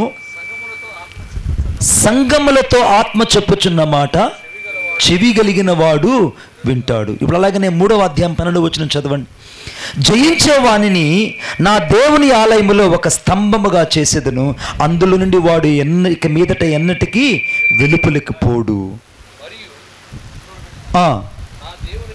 నా దేవుని పేరును పరలోకములో నా దేవుని యొద్ద నుండి దిగివచ్చుచున్న నూతనమైన యెరూషలేమును, నా దేవుని పట్టణపు పేరును, నా క్రొత్త పేరును వాని మీద వ్రాసేదను. ఆమేన్. జయించేవాడు దేవుని ఆలయంలో ఒక స్తంభంగా ఉంటాడు. చెప్పండి, జయించేవాడు దేవుని ఆలయంలో ఒక స్తంభంగా ఉంటాడు. మన మందిరానికి దాదాపు మీ కంటికి కనబడిన 4 స్తంభాలు ఉంటాయి. 4 కార్నర్ పిల్లర్స్ అంటారు. 4 కార్నర్ పిల్లర్స్. ఆ కార్నర్స్ పిల్లర్స్ వలన ఈ స్లాబ్ లోపల నిలబడి ఉంది. సంఘంలో కొంతమంది విశ్వాసాలు ఎలా ఉంటారంటే, వారు లేకపోతే సంఘ కార్యక్రమాలు జరగవేమో అన్నంత భయం వేస్తుంది అప్పుడప్పుడు. కారణం ఏంటంటే వారు సంఘాన్ని అంతా అట్టి పెట్టుకొని ఉంటారు. వాళ్ళు జయించేవాళ్ళు. ఈ జయించేవాడికి గర్వం ఉండదు, జయించేవాడికి మాటలు తక్కువగా ఉంటాయి. జయించేవాడు ఇతరులకు చెప్పడు, తను చేయడానికి ప్రయత్నిస్తాడు. ఆమేన్. ఇతరులకు చెప్పడు, చేయడానికి ప్రయత్నిస్తాడు. జయించేవాడు దేవుని ఆలయంలో ఒక స్తంభంగా ఉంటాడట. మీకు అద్భుతమైన మాట చెప్తాను. అపోస్తలుడైన పౌలు గారు ఒక రోజున తుయతైర పట్టణానికి వెళ్ళాడు. ఆ తుయతైర పట్టణంలో సముద్ర తీరంలో సువార్త చెప్తున్నాడు. ఆ సువార్త చెప్తుంటే అనేకులు ఆ సువార్త వింటున్నారు. బీచ్లో మునిగే వాళ్ళు మునుగుతున్నారు, వచ్చే వాళ్ళు పోతున్నారు, వెళ్ళే వాళ్ళు వెళ్తున్నారు. ఈ లోపల ఆ ఊదా రంగు పొడుముకునేటువంటి ఒక సహోదరు అక్కడ కూర్చొని ఉంది. ఆమె పేరు లూదియా. ఆమె దేవుని మాటలు విన్నది. ఆమెను చెప్పండి గట్టిగా. ఆ బీచ్లో చాలామంది కూర్చొని ఉన్నారు, కానీ ఎవరు కూడా అపోస్తలుడైన పౌలు మాటలు వినలేదు. చెవి కలిగిన వాడు ఆత్మ చెప్పుచున్న మాట వింటాడు. నీకు చెవి ఉంటే దేవుడు చెప్పే మాట వింటావు, నువ్వు చెవి లేకపోతే దేవుడు మాట వినవు. ఇప్పుడు లూదియా దేవుని మాట విన్నది. బైబిల్లో రాయబడింది, దేవుడు ఆమె హృదయమును తెరచును. The God has open to the Lydia heart. దేవుడట లూదియా హృదయాన్ని తెరిచాడట. బైబిల్లో హృదయము తెరిచిందనే మాట ఒక్క లూదియా కోసం మాత్రమే ఉంటుంది. అంటే సువార్త ద్వారా దేవుని మాటను విని, సేవకుడు చెప్తున్న మాటను విని, సంఘానికి లోబడి జయ జీవితం జీవించాలనుకున్న వాళ్ళు మొదట హృదయాన్ని తెరుస్తారు దేవుని కోసం. నీ హృదయం నిజంగా దేవుని కోసం తెరవబడిందా? నీ హృదయం దేవుని కోసం తెరవబడకపోతే ఈరోజు ఒకసారి నువ్వు ఆలోచించి చూడాలి. కొంతమందికి బాధ చేయొచ్చు, నా హృదయం తెరవబడకపోతే నేను ఎలాగ యేసుప్రభుని నమ్ముతా, నా హృదయం తెరవబడకపోతే నేను ఎలాగ యేసుప్రభుని నమ్ముకొని ఉంటా, నా హృదయం తెరవబడకపోతే నేను ఎలాగ చర్చికి వస్తానని. చర్చికి రావడము, నువ్వు దశంభాగం ఇవ్వడము, చర్చిలో సంఘ సభ్యుడిగా ఉండడము, చర్చిలో నువ్వు అన్ని పనులు చేయడం కాదు ముఖ్యం. నా యేసయ్యకి నువ్వు రక్షించబడి మారు మనసు పొంది సాక్ష్యకరమైన జీవితాన్ని సంఘములో జీవించడమే నా యేసయ్యకి కావాలి. కొట్టండి చప్పట్లు గట్టిగా. సంఘములో జీవించే జీవితం కావాలి. ఇప్పుడు లూదియా హృదయాన్ని దేవుడు తెరిచాడు. ఆమె సువార్తను విన్నది. అపోస్తలుడైనటువంటి పౌలును తీసుకొని తన ఇంటికి తీసుకెళ్ళి పరిచర్య చేసింది.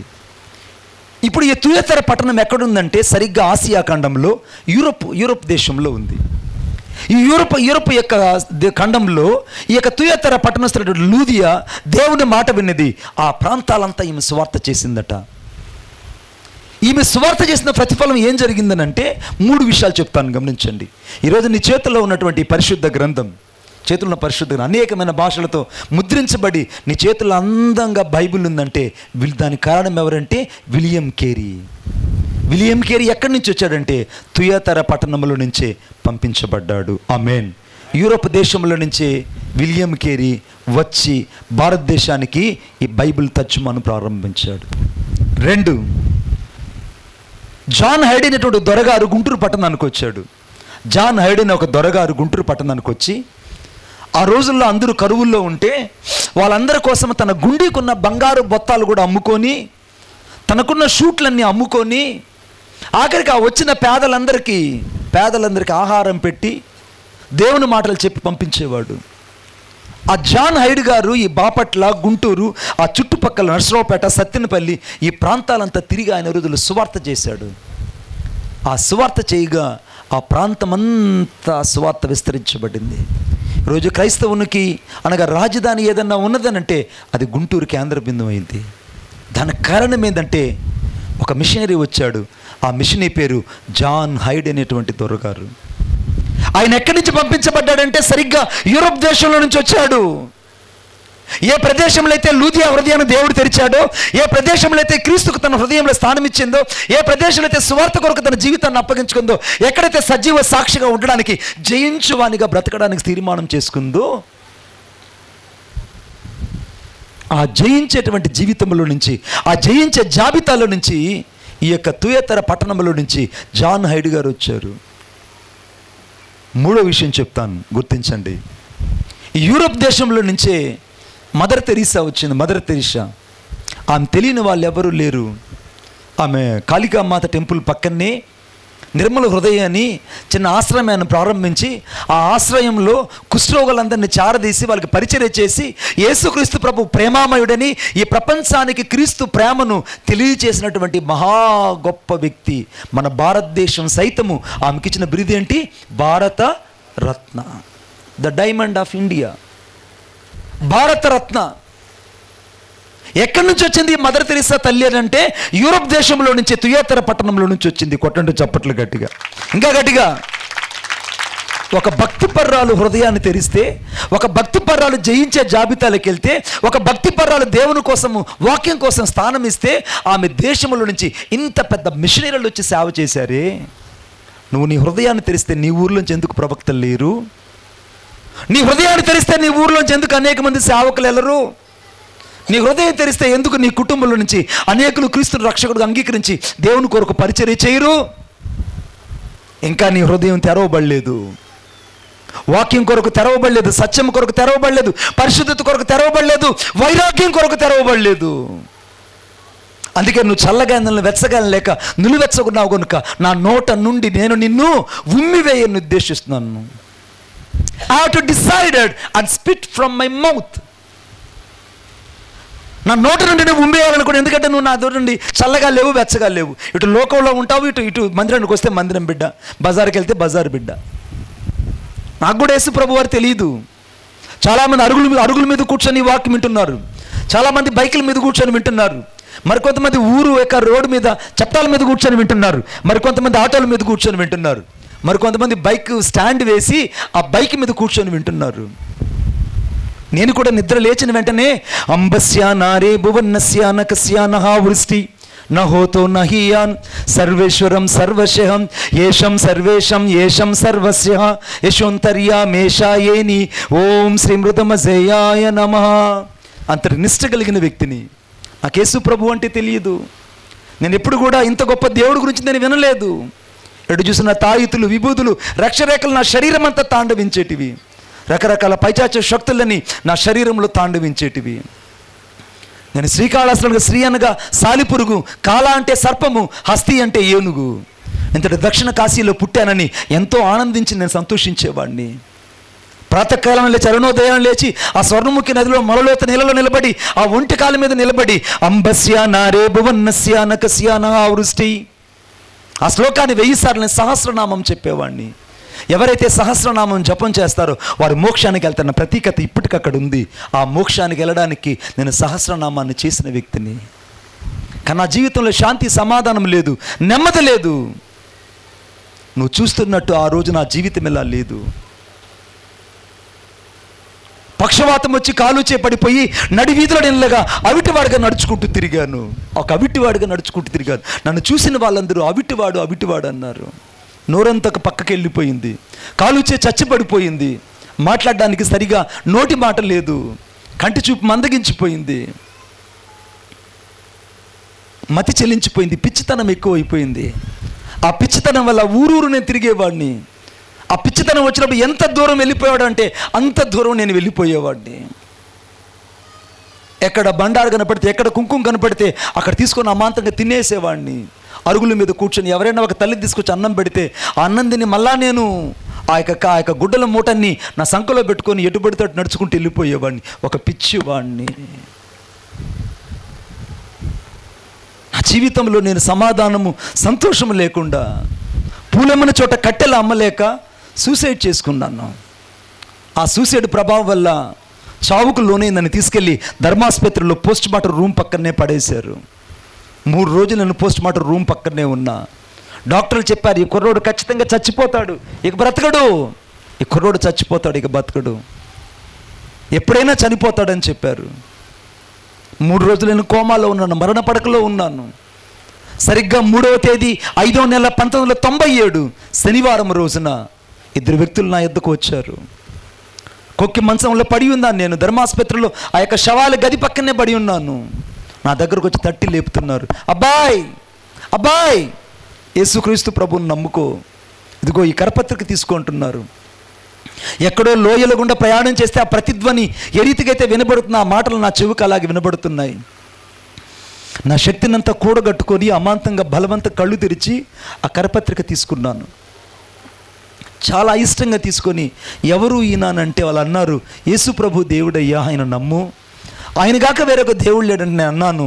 3 కోట్ల మంది మా వాళ్ళు ఉన్నారు, నన్ను రక్షించుకుంటారన్నాను. లేదు బాబు, ఈయన నిజమైన దేవుడు, నీ కొరకు ఆయన వచ్చాడు ఈ భూలోకానికి, ఆయన రక్తము గార్చి ప్రాణం పెట్టాడు, ఆయన రక్షకుడు, నీ హృదయాన్ని యేసుకి ఇవ్వని చెప్పినప్పుడు చాలా అయిష్టతంగా ఆ యొక్క కరపత్రిక తీసుకొని నా గుడ్డల మూట కింద, తలగడ కింద పెట్టుకున్నాను. ఆ రాత్రి నేను అనుకుంటున్నాను, ఈ రాత్రి ఎలాగైనా చనిపోవాలి, ఈ రాత్రి నేను ఎలాగైనా చనిపోవాలి, ఎందుకంటే ఇక నేను బ్రతకడం వృధా, ఎందుకంటే కాలు చేయి పడిపోయింది, మాట సరిగా లేదు, నాకున్నంత నత్తి ఈ చుట్టుపక్కల ఎవరికి లేదు, అంత నత్తి నాకు. ఇక నేను చనిపోతే బాగుండని ఆ గుడ్డల మూట తీసుకొని నా ముఖం మీద గట్టిగా అదుముకునేశాను నేను. ఇక కొద్దిసేపటికి గాలిలో దూది అనగా పత్తి ఎగిరిపోయినట్లు నా ప్రాణం ఎగిరిపోతుంది. గాలిలోకి పత్తి ఎగిరిపోతున్నట్టుగా నా శరీరము, ఆత్మ నాలో నుంచి వేరైపోయి వెళ్ళిపోతున్నట్టు అనిపించింది. ఇక కొద్ది సెకండ్లో నేను చనిపోబోతాను. ఆ సమయంలో ఆ రోజులు 60 క్యాండిల్ బల్బులు ఉండేటివి. 60 క్యాండిల్ బల్బులు తెలుసా? 10 రూపాయల బల్బులు ఉండేటివి. 60 క్యాండిల్ బల్బు అక్కడ ఆ యొక్క హాస్పిటల్లో ఉంది. నేను చూస్తూనే ఉన్నాను. ఆ గుడ్డల మూట నా ముఖాన్ని గట్టిగా అదుముకునేశాను. ఉన్నట్టుగుండి ఆ యొక్క వెలుగులో నుంచి తెగని కత్తిపీట మీద మాంసాన్ని కోస్తే ఏ రీతికంటే రక్తము జల్ల జల్ల జల్లని ప్రవహిస్తుందో అంతటి పచ్చి గాయపడిన హస్తము అచేతన స్థితిలో నా యొద్దకు వచ్చి నన్ను ముట్టి స్వస్థపరచగా నేను లేచి నిలబడ్డాను. నన్ను తాకింది నజరేయుడైన యేసుక్రీస్తు ప్రభు, నన్ను దర్శించింది నజరేయుడైన యేసుక్రీస్తు ప్రభు, నన్ను వెతుక్కుంటూ వచ్చింది నజరేయుడైన యేసుక్రీస్తు ప్రభు. నా జీవితాన్ని నా దేవుడు మార్చాడు. నా దేవుడు మార్చడానికి రుజువు ఏంటంటే, ఈరోజు దేవుడు కాళహస్తిలో ఏ ప్రాంతంలో అయితే కుక్కల జించిన ఇస్తర కంటే ఘోరంగా నా జీవితం బ్రతికిందో అదే స్థలములో దేవుడు ఆ యొక్క టెంపుల్కి ఒక 80 అడుగుల దూరంలో దాదాపు 50 లక్షల రూపాయల మందిరాన్ని నా యేసయ్య కట్టి అక్కడ ఉన్నతమైన పరిచర్య జరిగిస్తున్నాడు. దేవునికి స్తోత్రం కలుగునుగాక. ఆ మందిరానికి అనుబంధంగా దాదాపు 8 బ్రాంచీలు స్థాపించబడి ఆ 8 బ్రాంచీలు 8 మంది సేవకులు దేవుని పరిచర్య చేయడానికి కృపనిచ్చాడు. భారతదేశమంతా సువార్త చేసుకుంటూ వస్తుంటే కేవలం ఒక జమ్మూ కాశ్మీర్ మాత్రమే ఆగుంది. మిగిలిన ప్రతి రాష్ట్రానికి వెళ్ళి ఈ గాడిద మీద యేసయ్య ఎక్కున్నాడు కాబట్టి ఆయన మోసుకుంటూ సువార్త చేస్తూ వస్తుండగా ఈ కోళ్ల పుడుగు నడిపించింది పరిశుద్ధాత్మ దేవుడే. ఆయనకే మహిమ కలుగునుగాక. ఏ గొప్పతనం ఉందనుకుంటున్నావు, ఏ ఖ్యాతి నీదనుకుంటున్నావు, ఏ ధనము నీదనుకుంటున్నావు, ఏ పొలము ఏ సమయము నీదనుకుంటున్నావు. నీవు జయించేవాడు దేవుని ఆలయంలో స్తంభంగా ఉంటాడు. నువ్వు జయ జీవితం జీవించకపోతే నువ్వు వెళ్ళేది నిత్య నరకాగ్నికి. అందుకే యెషయా గ్రంథం 5వ అధ్యాయం 14వ వచనం రాయబడింది, అందుచేతనే పాతాళం అపరిమితంగా నోరు తెరిచిపెట్టుకునింది, అందులో గనులు, సామాన్యులు, ఘోష చేయవారు, హర్షించేవారు అందులో పడిపోతున్న రాయబడింది. అందుకే యేసుప్రభు అన్నారు, అందుచేతనే పాతాళం అపరిమితంగా నోరు తెరిచిపెట్టుకునింది. ఈ రాత్రి నువ్వు యేసును నమ్మకపోతే, ఈ రాత్రి యేసుక్రీస్తు ప్రభుకు హృదయాన్ని ఇవ్వకపోతే, ఈ రాత్రి జయించే జాబితాలో వెళ్ళకపోతే, ఇంకా సంఘంలో నీ సాక్ష్యాన్ని కట్టుకోకపోతే, సంఘంలో నీ సేవకుని దగ్గర నువ్వు నమ్మకత్వం కొనసాగించకపోతే, నువ్వు వెళ్ళేది నిత్య నరకాగ్నికి బిడ్డ. ఆ నరకం నుంచి తప్పించబడాలంటే ఒకే ఒక మార్గము, ఈ రాత్రి నువ్వు పశ్చాత్తాపడి ప్రభువుకు నీ హృదయాన్ని ఇవ్వడమే. కొట్టండి చప్పట్లు గట్టిగా, ప్రభువుకు నీ హృదయాన్ని ఇవ్వడము. లూదియా జయించబడే జాబితాలోకి వెళ్ళింది కాబట్టి ఆ యూరోప్ దేశంలో నుంచి మిషనరీలు వచ్చారు, మదర్ తెరీసా వచ్చింది, జాన్ హైడ్ గారు వచ్చారు, విలియం కేరీ గారు వచ్చారు, గొప్ప గొప్ప మిషనరీలంతా ఆమె కాలంలో నుంచి వచ్చారు. అదే యూరోప్ ఖండంలో నుంచే బెన్నీ హిన్ గారిని రక్షించినటువంటి క్యాథరిన్ కుల్మెన్ వచ్చి సేవ చేసింది. బిడా, నువ్వు భయపడద్దు. నువ్వు ఉండేది చిన్న ఊరే కావచ్చు, చిన్న కుగ్రామే కావచ్చు, ఒకవేళ నువ్వు ఉండే ప్రాంతం చాలా చచ్చోకమైందే కావచ్చు, నీ భక్తి జీవితాన్ని కట్టుకో. ఈరోజు ఈ రాత్రి ఇక్కడి నుంచి ఒక ప్రశ్నతో వెళ్ళు. ఆ శంకరమ్మ తన సమయాన్ని, తన తారీఖును, తన నిమిషాన్ని సైతం చెప్పి మహిమలోకి వెళ్ళినట్టు నిజంగా నువ్వు చెప్పి వెళ్ళగలవా? నా మనసులో మిగిలిపోయిన ప్రశ్న అదే బిడ్డ. నేను అలాగే చెప్పగలగాలి అంటే నా భక్తి జీవితాన్ని నేను అందుకే సంతుష్టి సహితమైన దైవభక్తి గొప్ప లాభసాధకమైనది. సంతుష్టి సహితమైన దైవభక్తి దేవునికి కావాలి. నేను 4 విషయాలు చెప్పాను. చెవి కలిగిన వాడు దేవుడు ఆత్మ చెప్పుచున్న మాట వింటాడు. నీకు చెవి ఉండాలి. సంఘంలో నీ సేవకుడు చెప్తున్న ప్రతి మాట వినాలి. వాక్యమై దేవుడు నీతో మాట్లాడుతున్న ప్రతి మాటకు లోబడాలి. జయించే జాబితాలోకి వెళ్ళాలి. ఒకవేళ జై జీవితం లేకపోతే నువ్వు నష్టపోతావు. సంఘంలో ఒక స్తంభంగా ఉండాలి. సంఘంలో ఒక దశంభాగం ఇచ్చే కుటుంబంగా ఉండాలి. సంఘంలో సేవకుని అర్థం చేసుకునే కుటుంబంగా ఉండాలి. సంఘంలో సేవకుని యొక్క కన్నీటిలో పాలిభాగస్తురాలుగా నువ్వు ఉండాలి, పాలిభాగస్తుడుగా ఉండాలి. కోల్పోయిన నీ సాక్ష్యాన్ని తిరిగి కట్టుకో. తలలో ఉంచండి, ప్రార్థన చేసుకుందాం. ప్రభువా, నీకు వందనాలు చెల్లిస్తున్నాను. ఈ సమయంలో మేమేమై ఉన్నాం అది కేవలం నీ కృప అయి ఉన్నాం. ప్రతి ఒక్కరూ ప్రార్థించాలి. ప్రతి ఒక్కరూ ప్రభువా, ఈ సమయంలో మమ్మల్ని మీ చేతుల్లో ప్రతిష్ఠిస్తున్నాం. మమ్మల్ని ఒక్కసారి జ్ఞాపకం చేసుకో ప్రభువా. నేను జయించే జాబితాలోకి వెళ్ళాలనుకుంటున్నాను. నా సంఘంలో నేను ఒక జయించే వ్యక్తిగా ఉండాలనుకుంటున్నాను. నా సేవకుని దగ్గర ఒక సాక్ష్యం కలిగిన వ్యక్తిగా, సంఘంలో నేను జయించిన వారిని ఆలయముగా స్తంభంగా ఉంచుతానని చెప్పావు. అటువంటి జై జీవితంలో నన్ను ఉంచండి యేసయ్యా. నీ కొరకే నన్ను ప్రతిష్ఠించండి. నా జీవితంలో ప్రతి వ్యర్థతను విడిచిపెడుతున్నాను. నా జీవితంలో ప్రతి విధమైన లోకాశలను నేను విడిచిపెడుతున్నాను. నా జీవితంలో నేను కోల్పోతున్న ప్రతి విధమైనటువంటి పాపేచ్ఛలను, శరీరేచ్ఛలను సంపూర్తిగా విసర్జిస్తున్నాను. ఈ రాత్రి యేసు రక్తంతో నేను కడగబడుతున్నాను. అదుగో నీకు నాకు దేవునికి మధ్య ఒక బలహీనత ఉంది. ఆ బలహీనత ఏంటో నీకు మాత్రమే తెలుసు.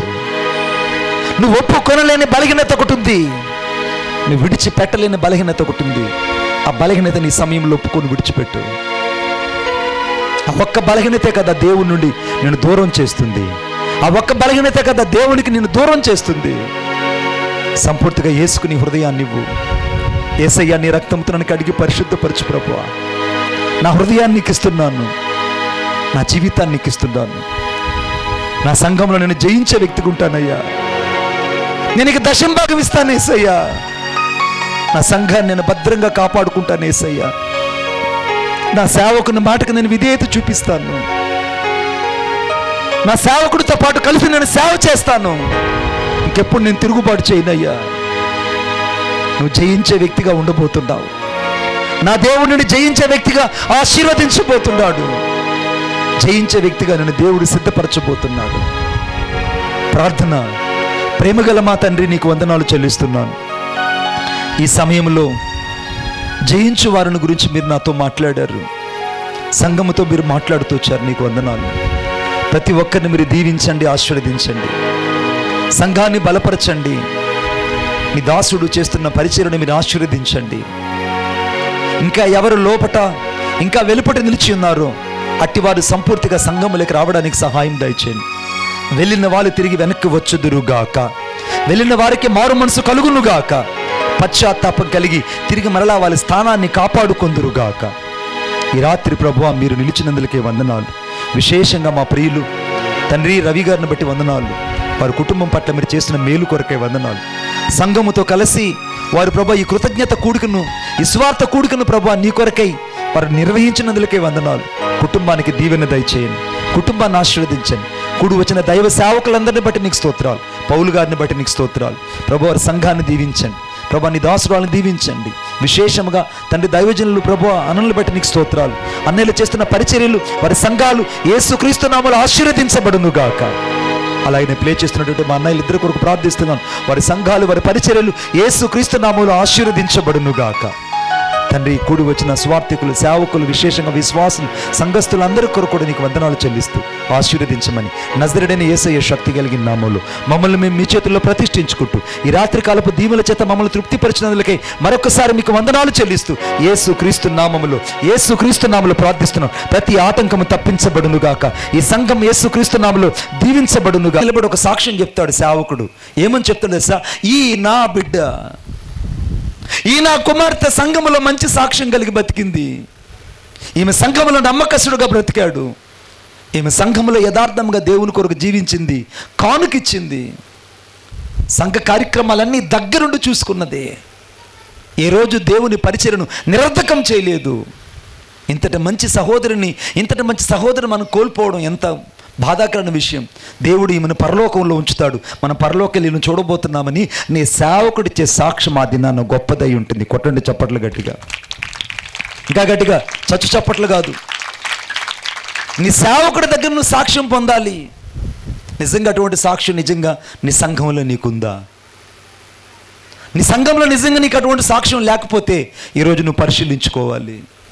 అవును, నిజంగా నా సేవకుడిని నేను ఇప్పటిదాకా బాధ పెట్టాను, అందుకే కఠినమైన మాటలు పలికేవాళ్ళు, లేదా కత్తిపోటు వంటి మాటలు పలికేవాళ్ళు కలరు అని వాక్యంలో రాయబడింది. నువ్వు ఎన్ని మాటలు మాట్లాడి సంఘాన్ని గాయపరుస్తున్నావో. నువ్వు జయించేవాడివైతే ఇతరులను గాయపరచవు, జయించేవాడివైతే ఇతరులను నొప్పించవు, జయించేవాడివైతే సంఘానికి లోబడతావు, జయించేవాడివైతే కాపరికి లోబడతావు, జయించేవాడివైతే సంఘ సార్వత్రిక సంఘానికి నువ్వు సంపూర్తిగా అప్పగించుకుంటావు. సంఘం లేకుండా నువ్వు ఎత్తబడలేవు. సంఘం లేకుండా ఎత్తబడలేవు. సంఘము కావాలి. ఆ సంఘము కూడా నీకు సాక్ష్యం కలిగిన సంఘమై ఉండాలి. ఈ రాత్రి నువ్వు ఆలోచించాలి, నిజంగా నా జీవితం ఎలా ఉంది? జయించేవాడు పరలోకములో ఉన్న మరుగైన మన్నాను భుజింపనిస్తాను. 4వ విషయం చెప్తున్నాను, చూడండి నాతో పాటు. ప్రకటన గ్రంథం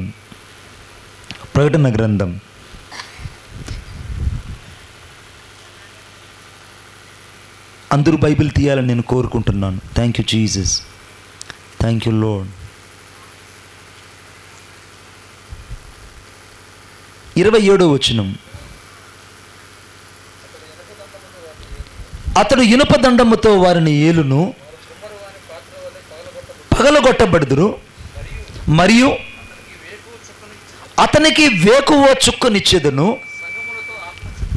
సంగములతో ఆత్మ చెప్పుచున్న మాట చెవి కలిగిన వాడు వింటాడు. ఇప్పుడు అలాగనే 3వ అధ్యాయం 12వ వచనం చదవండి.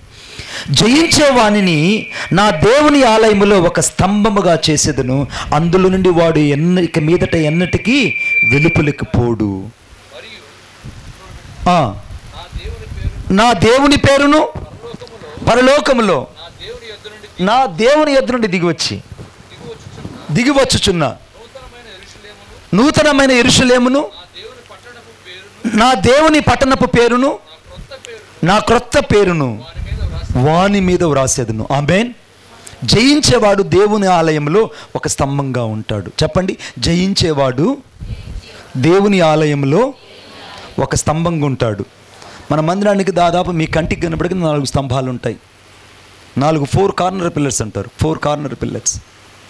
ఆ కార్నర్స్ పిల్లర్స్ వలన ఈ స్లాబ్ లోపల నిలబడి ఉంది. సంఘంలో కొంతమంది విశ్వాసాలు ఎలా ఉంటారంటే, వారు లేకపోతే సంఘ కార్యక్రమాలు జరగవేమో అన్నంత భయం వేస్తుంది అప్పుడప్పుడు. కారణం ఏంటంటే వారు సంఘాన్ని అంతా అట్టి పెట్టుకొని ఉంటారు. వాళ్ళు జయించేవాళ్ళు. ఈ జయించేవాడికి గర్వం ఉండదు, జయించేవాడికి మాటలు తక్కువగా ఉంటాయి. జయించేవాడు ఇతరులకు చెప్పడు, తను చేయడానికి ప్రయత్నిస్తాడు. ఆమేన్. ఇతరులకు చెప్పడు, చేయడానికి ప్రయత్నిస్తాడు. జయించేవాడు దేవుని ఆలయంలో ఒక స్తంభంగా ఉంటాడట. మీకు అద్భుతమైన మాట చెప్తాను. అపోస్తలుడైన పౌలు గారు ఒక రోజున తుయతైర పట్టణానికి వెళ్ళాడు. ఆ తుయతైర పట్టణంలో సముద్ర తీరంలో సువార్త చెప్తున్నాడు. ఆ సువార్త చెప్తుంటే అనేకులు ఆ సువార్త వింటున్నారు. బీచ్లో మునిగే వాళ్ళు మునుగుతున్నారు, వచ్చే వాళ్ళు పోతున్నారు, వెళ్ళే వాళ్ళు వెళ్తున్నారు. ఈ లోపల ఆ ఊదా రంగు పొడముకునేటువంటి ఒక సహోదరు అక్కడ కూర్చొని ఉంది. ఆమె పేరు లూదియా. ఆమె దేవుని మాటలు విన్నది. ఆమెను చెప్పండి గట్టిగా. ఆ బీచ్లో చాలామంది కూర్చొని ఉన్నారు, కానీ ఎవరు కూడా అపోస్తలుడైన పౌలు మాటలు వినలేదు. చెవి కలిగిన వాడు ఆత్మ చెప్పుచున్న మాట వింటాడు. నీకు చెవి ఉంటే దేవుడు చెప్పే మాట వింటావు, నువ్వు చెవి లేకపోతే దేవుడు మాట వినవు. ఇప్పుడు లూదియా దేవుని మాట విన్నది. బైబిల్లో రాయబడింది, దేవుడు ఆమె హృదయమును తెరచును. The God has open to the Lydia heart. దేవుడట లూదియా హృదయాన్ని తెరిచాడట. బైబిల్లో హృదయము తెరిచిందనే మాట ఒక్క లూదియా కోసం మాత్రమే ఉంటుంది. అంటే సువార్త ద్వారా దేవుని మాటను విని, సేవకుడు చెప్తున్న మాటను విని, సంఘానికి లోబడి జయ జీవితం జీవించాలనుకున్న వాళ్ళు మొదట హృదయాన్ని తెరుస్తారు దేవుని కోసం. నీ హృదయం నిజంగా దేవుని కోసం తెరవబడిందా? నీ హృదయం దేవుని కోసం తెరవబడకపోతే ఈరోజు ఒకసారి నువ్వు ఆలోచించి చూడాలి. కొంతమందికి బాధ చేయొచ్చు, నా హృదయం తెరవబడకపోతే నేను ఎలాగ యేసుప్రభుని నమ్ముతా, నా హృదయం తెరవబడకపోతే నేను ఎలాగ యేసుప్రభుని నమ్ముకొని ఉంటా, నా హృదయం తెరవబడకపోతే నేను ఎలాగ చర్చికి వస్తానని. చర్చికి రావడము, నువ్వు దశంభాగం ఇవ్వడము, చర్చిలో సంఘ సభ్యుడిగా ఉండడము, చర్చిలో నువ్వు అన్ని పనులు చేయడం కాదు ముఖ్యం. నా యేసయ్యకి నువ్వు రక్షించబడి మారు మనసు పొంది సాక్ష్యకరమైన జీవితాన్ని సంఘములో జీవించడమే నా యేసయ్యకి కావాలి. కొట్టండి చప్పట్లు గట్టిగా. సంఘములో జీవించే జీవితం కావాలి. ఇప్పుడు లూదియా హృదయాన్ని దేవుడు తెరిచాడు. ఆమె సువార్తను విన్నది. అపోస్తలుడైన పౌలును తీసుకొని తన ఇంటికి తీసుకెళ్ళి పరిచర్య చేసింది. ఇప్పుడు ఈ తుయతైర పట్టణం ఎక్కడుందంటే సరిగ్గా ఆసియా ఖండంలో యూరోప్ దేశంలో ఉంది. ఈ యూరోప్ యొక్క ఖండంలో ఈ యొక్క తుయతైర పట్టణస్థుడు లూదియా దేవుని మాట విన్నది. ఆ ప్రాంతాలంతా ఈమె సువార్త చేసిందట. ఈమె సువార్త చేసిన ప్రతిఫలం ఏం జరిగిందనంటే 3 విషయాలు చెప్తాను, గమనించండి. ఈరోజు నీ చేతుల్లో ఉన్నటువంటి పరిశుద్ధ గ్రంథం, చేతుల్లో పరిశుద్ధ గ్రంథం అనేకమైన భాషలతో ముద్రించబడి నీ చేతుల్లో అందంగా బైబిల్ ఉందంటే దానికి కారణం ఎవరంటే విలియం కేరీ. విలియం కేరీ ఎక్కడి నుంచి వచ్చాడంటే తుయతైర పట్టణంలో నుంచే పంపించబడ్డాడు. ఆమేన్. యూరోప్ దేశంలో నుంచే విలియం కేరీ వచ్చి భారతదేశానికి ఈ బైబిల్ తర్జుమాను ప్రారంభించాడు. 2, జాన్ హైడ్ అనేటువంటి దొరగారు గుంటూరు పట్టణానికి వచ్చాడు. జాన్ హైడ్ అనే ఒక దొరగారు గుంటూరు పట్టణానికి వచ్చి ఆ రోజుల్లో అందరూ కరువుల్లో ఉంటే వాళ్ళందరి కోసం తన గుండీకున్న బంగారు బొత్తాలు కూడా అమ్ముకొని, తనకున్న షూట్లన్నీ అమ్ముకొని, ఆఖరికి ఆ వచ్చిన పేదలందరికీ ఆహారం పెట్టి దేవుని మాటలు చెప్పి పంపించేవాడు. ఆ జాన్ హైడ్ గారు ఈ బాపట్ల, గుంటూరు, ఆ చుట్టుపక్కల నర్సరావుపేట, సత్తెనపల్లి ఈ ప్రాంతాలంతా తిరిగి ఆయన రోజులు సువార్త చేశాడు. ఆ సువార్త చేయగా ఆ ప్రాంతమంతా సువార్త విస్తరించబడింది. రోజు క్రైస్తవునికి అనగా రాజధాని ఏదన్నా ఉన్నదనంటే అది గుంటూరు కేంద్ర బిందువు అయింది. దానికి కారణం ఏంటంటే ఒక మిషనరీ వచ్చాడు. ఆ మిషనరీ పేరు జాన్ హైడ్ అనేటువంటి దొరగారు. ఆయన ఎక్కడి నుంచి పంపించబడ్డాడంటే సరిగ్గా యూరోప్ దేశంలో నుంచి వచ్చాడు. ఏ ప్రదేశంలో అయితే లూదియా హృదయాన్ని దేవుడు తెరిచాడో, ఏ ప్రదేశంలో అయితే క్రీస్తుకు తన హృదయంలో స్థానం ఇచ్చిందో, ఏ ప్రదేశంలో అయితే సువార్త కొరకు తన జీవితాన్ని అప్పగించుకుందో, ఎక్కడైతే సజీవ సాక్షిగా ఉండడానికి, జయించువానిగా బ్రతకడానికి తీర్మానం చేసుకుందో, ఆ జయించేటువంటి జీవితంలో నుంచి, ఆ జయించే జాబితాలో నుంచి ఈ యొక్క తుయతైర పట్టణంలో నుంచి జాన్ హైడ్ గారు వచ్చారు. 3వ విషయం చెప్తాను, గుర్తించండి. ఈ యూరోప్ దేశంలో నుంచే మదర్ తెరీసా వచ్చింది. మదర్ తెరీసా ఆమె తెలియని వాళ్ళు ఎవరూ లేరు. ఆమె కాళికామాత టెంపుల్ పక్కనే నిర్మల హృదయాన్ని చిన్న ఆశ్రయాన్ని ప్రారంభించి ఆ ఆశ్రయంలో కుష్ఠరోగులందరినీ చారదీసి వాళ్ళకి పరిచర్య చేసి యేసుక్రీస్తు ప్రభు ప్రేమామయుడని ఈ ప్రపంచానికి క్రీస్తు ప్రేమను తెలియచేసినటువంటి మహా గొప్ప వ్యక్తి. మన భారతదేశం సైతము ఆమెకిచ్చిన బిరుదు ఏంటి? Bharat Ratna, the diamond of India, Bharat Ratna. ఎక్కడి నుంచి వచ్చింది మదర్ తెరీసా తల్లి అని అంటే యూరోప్ దేశంలో నుంచి, తుయతైర పట్టణంలో నుంచి వచ్చింది. కొట్టండి చప్పట్లు గట్టిగా, ఇంకా గట్టిగా. ఒక భక్తిపర్రాలు హృదయాన్ని తెరిస్తే, ఒక భక్తిపర్రాలు జయించే జాబితాలకు వెళ్తే, ఒక భక్తిపర్రాలు దేవుని కోసము వాక్యం కోసం స్థానం ఇస్తే, ఆమె దేశంలో నుంచి ఇంత పెద్ద మిషనరీలు వచ్చి సేవ చేశారే. నువ్వు నీ హృదయాన్ని తెరిస్తే నీ ఊర్లోంచి ఎందుకు ప్రవక్తలు లేరు? నీ హృదయాన్ని తెరిస్తే నీ ఊర్లోంచి ఎందుకు అనేక మంది సేవకులు వెళ్ళరు? నీ హృదయం తెరిస్తే ఎందుకు నీ కుటుంబంలో నుంచి అనేకులు క్రీస్తుని రక్షకుడు అంగీకరించి దేవుని కొరకు పరిచర్య చేయరు? ఇంకా నీ హృదయం తెరవబడలేదు, వాక్యం కొరకు తెరవబడలేదు, సత్యం కొరకు తెరవబడలేదు, పరిశుద్ధత కొరకు తెరవబడలేదు, వైరాగ్యం కొరకు తెరవబడలేదు. అందుకే నువ్వు చల్లగాయలను వెచ్చగాయలు లేక నిలువెచ్చకున్నావు కనుక నా నోట నుండి నేను నిన్ను ఉమ్మివేయని ఉద్దేశిస్తున్నాను. I have to decided and spit from my mouth.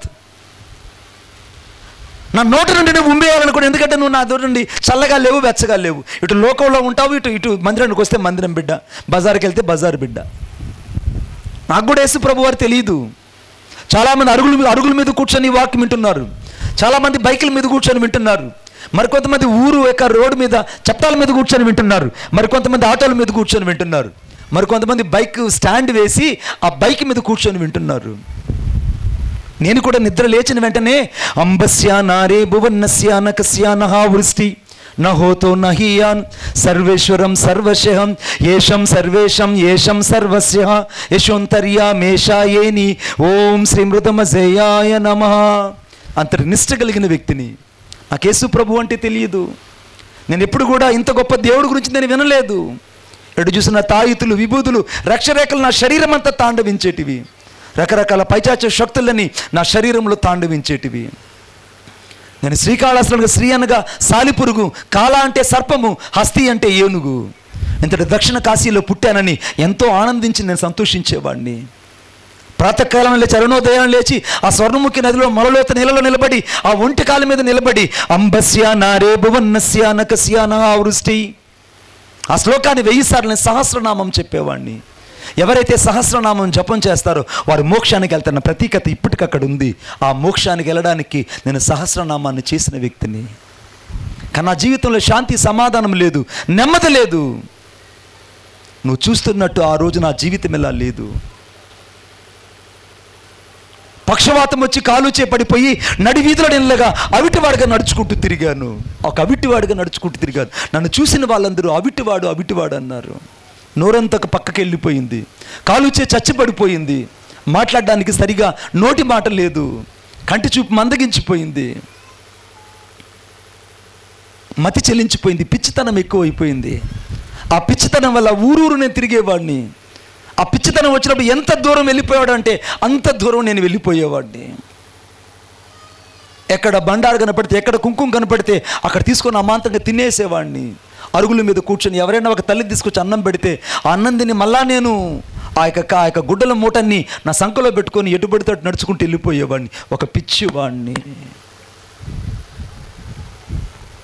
నా జీవితంలో నేను సమాధానము, సంతోషము లేకుండా పూలమ్మని చోట కట్టెలు అమ్మలేక సూసైడ్ చేసుకున్నాను. ఆ సూసైడ్ ప్రభావం వల్ల చావుకు లోనైందని తీసుకెళ్ళి ధర్మాసుపత్రిలో పోస్ట్ మార్టం రూమ్ పక్కనే పడేశారు. 3 రోజులు నేను పోస్ట్ మార్టం రూమ్ పక్కనే ఉన్నా. డాక్టర్లు చెప్పారు, ఈ కుర్రోడు ఖచ్చితంగా చచ్చిపోతాడు, ఇక బ్రతకడు, ఈ కుర్రోడు చచ్చిపోతాడు, ఇక బతకడు, ఎప్పుడైనా చనిపోతాడని చెప్పారు. 3 రోజులు నేను కోమాలో ఉన్నాను, మరణ పడకలో ఉన్నాను. సరిగ్గా 3వ తేదీ 5వ నెల 1997 శనివారం రోజున 2 వ్యక్తులు నా యొద్దకు వచ్చారు. కొక్కి మంచంలో పడి ఉన్నాను. నేను ధర్మాసుపత్రిలో ఆ యొక్క శవాల గది పక్కనే పడి ఉన్నాను. నా దగ్గరకు వచ్చి తట్టి లేపుతున్నారు. అబ్బాయ్ అబ్బాయ్, యేసుక్రీస్తు ప్రభువుని నమ్ముకో, ఇదిగో ఈ కరపత్రిక తీసుకుంటున్నారు. ఎక్కడో లోయల గుండా ప్రయాణం చేస్తే ఆ ప్రతిధ్వని ఏ రీతికైతే వినబడుతున్నా ఆ మాటలు నా చెవుకు అలాగే వినబడుతున్నాయి. నా శక్తినంతా కూడగట్టుకొని అమాంతంగా బలవంత కళ్ళు తెరిచి ఆ కరపత్రిక తీసుకున్నాను. చాలా ఇష్టంగా తీసుకొని ఎవరు ఈయనంటే వాళ్ళు అన్నారు, యేసు ప్రభు దేవుడయ్యా, ఆయన నమ్ము, ఆయన కాక వేరొక దేవుడు లేడంటే నేను అన్నాను. 3 కోట్ల మంది మా వాళ్ళు ఉన్నారు, నన్ను రక్షించుకుంటారన్నాను. లేదు బాబు, ఈయన నిజమైన దేవుడు, నీ కొరకు ఆయన వచ్చాడు ఈ భూలోకానికి, ఆయన రక్తము గార్చి ప్రాణం పెట్టాడు, ఆయన రక్షకుడు, నీ హృదయాన్ని యేసుకి ఇవ్వని చెప్పినప్పుడు చాలా అయిష్టతంగా ఆ యొక్క కరపత్రిక తీసుకొని నా గుడ్డల మూట కింద తలగడ కింద పెట్టుకున్నాను. ఆ రాత్రి నేను అనుకుంటున్నాను, ఈ రాత్రి ఎలాగైనా చనిపోవాలి, ఈ రాత్రి నేను ఎలాగైనా చనిపోవాలి, ఎందుకంటే ఇక నేను బ్రతకడం వృధా, ఎందుకంటే కాలు చేయి పడిపోయింది, మాట సరిగా లేదు, నాకున్నంత నత్తి ఈ చుట్టుపక్కల ఎవరికి లేదు, అంత నత్తి నాకు. ఇక నేను చనిపోతే బాగుండని ఆ గుడ్డల మూట తీసుకొని నా ముఖం మీద గట్టిగా అదుముకునేశాను నేను. ఇక కొద్దిసేపటికి గాలిలో దూది అనగా పత్తి ఎగిరిపోయినట్లు నా ప్రాణం ఎగిరిపోతుంది. గాలిలోకి పత్తి ఎగిరిపోతున్నట్టుగా నా శరీరము ఆత్మ నాలో నుంచి వేరైపోయి వెళ్ళిపోతున్నట్టు అనిపించింది. ఇక కొద్ది సెకండ్లో నేను చనిపోబోతాను. ఆ సమయంలో ఆ రోజులు 60 క్యాండిల్ బల్బులు ఉన్నట్టు, 60 క్యాండిల్ బల్బులు తెలుసా, 10 రూపాయల బల్బులు ఉన్నట్టువి. 60 క్యాండిల్ బల్బు అక్కడ ఆ యొక్క హాస్పిటల్లో ఉంది. నేను చూస్తూనే ఉన్నాను. ఆ గుడ్డల మూట నా ముఖాన్ని గట్టిగా అదుముకునేశాను. ఉన్నట్టుగుండి ఆ యొక్క వెలుగులో నుంచి తెగని కత్తిపీట మీద మాంసాన్ని కోస్తే ఏ రీతికంటే రక్తము జల్ల జల్ల జల్లని ప్రవహిస్తుందో అంతటి పచ్చి గాయపడిన హస్తము అచేతన స్థితిలో నా ఎద్దకు వచ్చి నన్ను ముట్టి స్వస్థపరచగా నేను లేచి నిలబడ్డాను. నన్ను తాకింది నజరేయుడైన యేసుక్రీస్తు ప్రభు, నన్ను దర్శించింది నజరేయుడైన యేసుక్రీస్తు ప్రభు, నన్ను వెతుక్కుంటూ వచ్చింది నజరేయుడైన యేసుక్రీస్తు ప్రభు. నా జీవితాన్ని నా దేవుడు మార్చాడు. నా దేవుడు మార్చడానికి రుజువు ఏంటంటే, ఈరోజు దేవుడు కాళహస్తిలో ఏ ప్రాంతంలో అయితే కుక్కల జించిన ఇస్తర కంటే ఘోరంగా నా జీవితం బ్రతికిందో అదే స్థలంలో దేవుడు ఆ యొక్క టెంపుల్కి ఒక 80 అడుగుల దూరంలో దాదాపు 50 లక్షల రూపాయల మందిరాన్ని నా యేసయ్య కట్టి అక్కడ ఉన్నతమైన పరిచర్య జరిగిస్తున్నాడు. దేవునికి స్తోత్రం కలుగునుగాక. ఆ మందిరానికి అనుబంధంగా దాదాపు 8 బ్రాంచీలు స్థాపించబడి ఆ 8 బ్రాంచీలు 8 మంది సేవకులు దేవుని పరిచర్య చేయడానికి కృపనిచ్చాడు. భారతదేశం అంతా సువార్త చేసుకుంటూ వస్తుంటే కేవలం ఒక జమ్మూ కాశ్మీర్ మాత్రమే ఆగుంది. మిగిలిన ప్రతి రాష్ట్రానికి వెళ్ళి ఈ గాడిద మీద యేసయ్య ఎక్కున్నాడు కాబట్టి ఆయన మోసుకుంటూ సువార్త చేస్తూ వస్తుండగా ఈ కోళ్ల పుడుగు నడిపించింది పరిశుద్ధాత్మ దేవుడే. ఆయనకే మహిమ కలుగునుగాక. ఏ గొప్పతనం ఉందనుకుంటున్నావు, ఏ ఖ్యాతి నీదనుకుంటున్నావు, ఏ ధనం నీదనుకుంటున్నావు, ఏ పొలము ఏ సమయము నీదనుకుంటున్నావు. నీవు జయించేవాడు దేవుని ఆలయంలో స్తంభంగా ఉంటాడు. నువ్వు జయ జీవితం జీవించకపోతే నువ్వు వెళ్ళేది నిత్య నరకాగ్నికి. అందుకే యెషయా గ్రంథం 5వ అధ్యాయం 14వ వచనం రాయబడింది, అందుచేతనే పాతాళం అపరిమితంగా నోరు తెరిచిపెట్టుకునింది, అందులో గనులు సామాన్యులు ఘోష చేయవారు హర్షించేవారు అందులో పడిపోతున్న రాయబడింది. అందుకే యేసుప్రభు అన్నారు, అందుచేతనే పాతాళం అపరిమితంగా నోరు తెరిచిపెట్టుకునింది. ఈ రాత్రి నువ్వు యేసును నమ్మకపోతే, ఈ రాత్రి యేసుక్రీస్తు ప్రభు హృదయాన్ని ఇవ్వకపోతే, ఈ రాత్రి జయించే జాబితాలో వెళ్ళకపోతే, ఇంకా సంఘంలో నీ సాక్ష్యాన్ని కట్టుకోకపోతే, సంఘంలో నీ సేవకుని దగ్గర నువ్వు నమ్మకత్వం కొనసాగించకపోతే నువ్వు వెళ్ళేది నిత్య నరకాగ్నికి బిడ్డ. ఆ నరకం నుంచి తప్పించబడాలంటే ఒకే ఒక మార్గము, ఈ రాత్రి నువ్వు పశ్చాత్తాపడి ప్రభువుకు నీ హృదయాన్ని ఇవ్వడమే. కొట్టండి చప్పట్లు గట్టిగా, ప్రభువుకు నీ హృదయాన్ని ఇవ్వడము. లూదియా జయించబడే జాబితాలోకి వెళ్ళింది కాబట్టి ఆ యూరోప్ దేశంలో నుంచి మిషనరీలు వచ్చారు. మదర్ తెరీసా వచ్చింది, జాన్ హైడ్ గారు వచ్చారు, విలియం క్యారీ గారు వచ్చారు. గొప్ప గొప్ప మిషనరీలంతా ఆమె కాలంలో నుంచి వచ్చారు. అదే యూరోప్ ఖండంలో నుంచే బెన్నీహిన్ గారిని రక్షించినటువంటి క్యాథరిన్ కుల్మెన్ వచ్చి సేవ చేసింది. బిడా, నువ్వు భయపడద్దు. నువ్వు ఉండేది చిన్న ఊరే కావచ్చు, చిన్న కుగ్రామే కావచ్చు, ఒకవేళ నువ్వు ఉండే ప్రాంతం చాలా చచ్చౌకమైందే కావచ్చు, నీ భక్తి జీవితాన్ని కట్టుకో. ఈరోజు ఈ రాత్రి ఇక్కడి నుంచి ఒక ప్రశ్నతో వెళ్ళు. ఆ శంకరమ్మ తన సమయాన్ని, తన తారీఖును, తన నిమిషాన్ని సైతం చెప్పి మహిమలోకి వెళ్ళినట్టు నిజంగా నువ్వు చెప్పి వెళ్ళగలవా? నా మనసులో మిగిలిపోయిన ప్రశ్న అదే బిడ్డ. నేను అలాగే చెప్పగలగాలి అంటే నా భక్తి జీవితాన్ని నేను అందుకే సంతుష్టి సహితమైన దైవభక్తి గొప్ప లాభసాధకమైనది. సంతుష్టి సహితమైన దైవభక్తి దేవునికి కావాలి. నేను 4 విషయాలు చెప్పాను. చెవి కలిగిన వాడు దేవుడు ఆత్మ చెప్పుచున్న మాట వింటాడు. నీకు చెవి ఉండాలి. సంఘంలో నీ సేవకుడు చెప్తున్న ప్రతి మాట వినాలి. వాక్యమై దేవుడు నీతో మాట్లాడుతున్న ప్రతి మాటకు లోబడాలి. జయించే జాబితాలోకి వెళ్ళాలి. ఒకవేళ జై జీవితం లేకపోతే నువ్వు నష్టపోతావు. సంఘంలో ఒక స్తంభంగా ఉండాలి. సంఘంలో ఒక దశంభాగం ఇచ్చే కుటుంబంగా ఉండాలి. సంఘంలో సేవకుని అర్థం చేసుకునే కుటుంబంగా ఉండాలి. సంఘంలో సేవకుని యొక్క కన్నీటిలో పాలిభాగస్తురాలుగా నువ్వు ఉండాలి, పాలిభాగస్తుడుగా ఉండాలి. కోల్పోయిన నీ సాక్ష్యాన్ని తిరిగి కట్టుకో.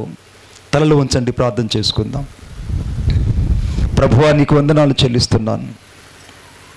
ఈ సమయంలో మేమేమై ఉన్నాం అది కేవలం నీ కృప అయి ఉన్నాం. ప్రతి ఒక్కరూ ప్రార్థించాలి. ప్రతి ఒక్కరూ ప్రభువా, ఈ సమయంలో మమ్మల్ని మీ చేతుల్లో ప్రతిష్ఠిస్తున్నాం. మమ్మల్ని ఒక్కసారి జ్ఞాపకం చేసుకో ప్రభువా. నేను జయించే జాబితాలోకి వెళ్ళాలనుకుంటున్నాను. నా సంఘంలో నేను ఒక జయించే వ్యక్తిగా ఉండాలనుకుంటున్నాను.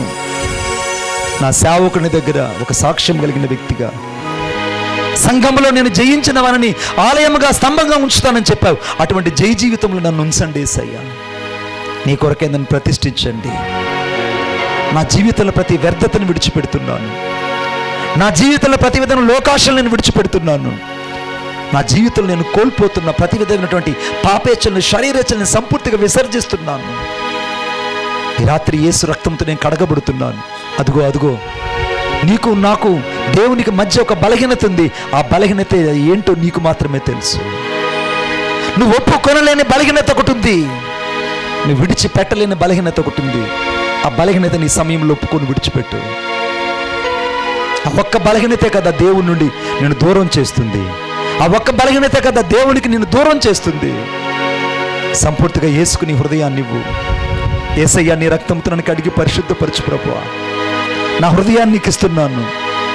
నా జీవితాన్ని నీకు ఇస్తున్నాను. నా సంఘంలో నేను జయించే వ్యక్తిగా ఉంటానయ్యా. నేను ఇక దశంభాగం ఇస్తాను యేసయ్యా. నా సంఘాన్ని నేను భద్రంగా కాపాడుకుంటాను యేసయ్యా. నా సేవకుని మాటకు నేను విధేయత చూపిస్తాను. నా సేవకుడితో పాటు కలిసి నేను సేవ చేస్తాను. ఇంకెప్పుడు నేను తిరుగుబాటు చేయనయ్యా. నువ్వు జయించే వ్యక్తిగా ఉండబోతున్నావు. నా దేవుడిని జయించే వ్యక్తిగా ఆశీర్వదించబోతున్నాడు. జయించే వ్యక్తిగా నన్ను దేవుడు సిద్ధపరచబోతున్నాడు. ప్రార్థన. ప్రేమగల మా తండ్రి, నీకు వందనాలు చెల్లిస్తున్నాను. ఈ సమయంలో జయించు వారిని గురించి మీరు నాతో మాట్లాడారు. సంఘముతో మీరు మాట్లాడుతూ వచ్చారు. నీకు వందనాలు. ప్రతి ఒక్కరిని మీరు దీవించండి, ఆశీర్వదించండి. సంఘాన్ని బలపరచండి. మీ దాసుడు చేస్తున్న పరిచర్యను మీరు ఆశీర్వదించండి. ఇంకా ఎవరు లోపట ఇంకా వెలుపట నిలిచి ఉన్నారో అట్టివారు సంపూర్తిగా సంఘములకు రావడానికి సహాయం దయచేయండి. వెళ్ళిన వాళ్ళు తిరిగి వెనక్కి వచ్చుదురుగాక. వెళ్ళిన వారికి మారు మనసు కలుగునుగాక. పశ్చాత్తాపం కలిగి తిరిగి మరలా వాళ్ళ స్థానాన్ని కాపాడుకొందురుగాక. ఈ రాత్రి ప్రభువా, మీరు నిలిచినందులకే వందనాలు. విశేషంగా మా ప్రియులు తండ్రి రవి గారిని బట్టి వందనాలు. వారి కుటుంబం పట్ల మీరు చేసిన మేలు కొరకే వందనాలు.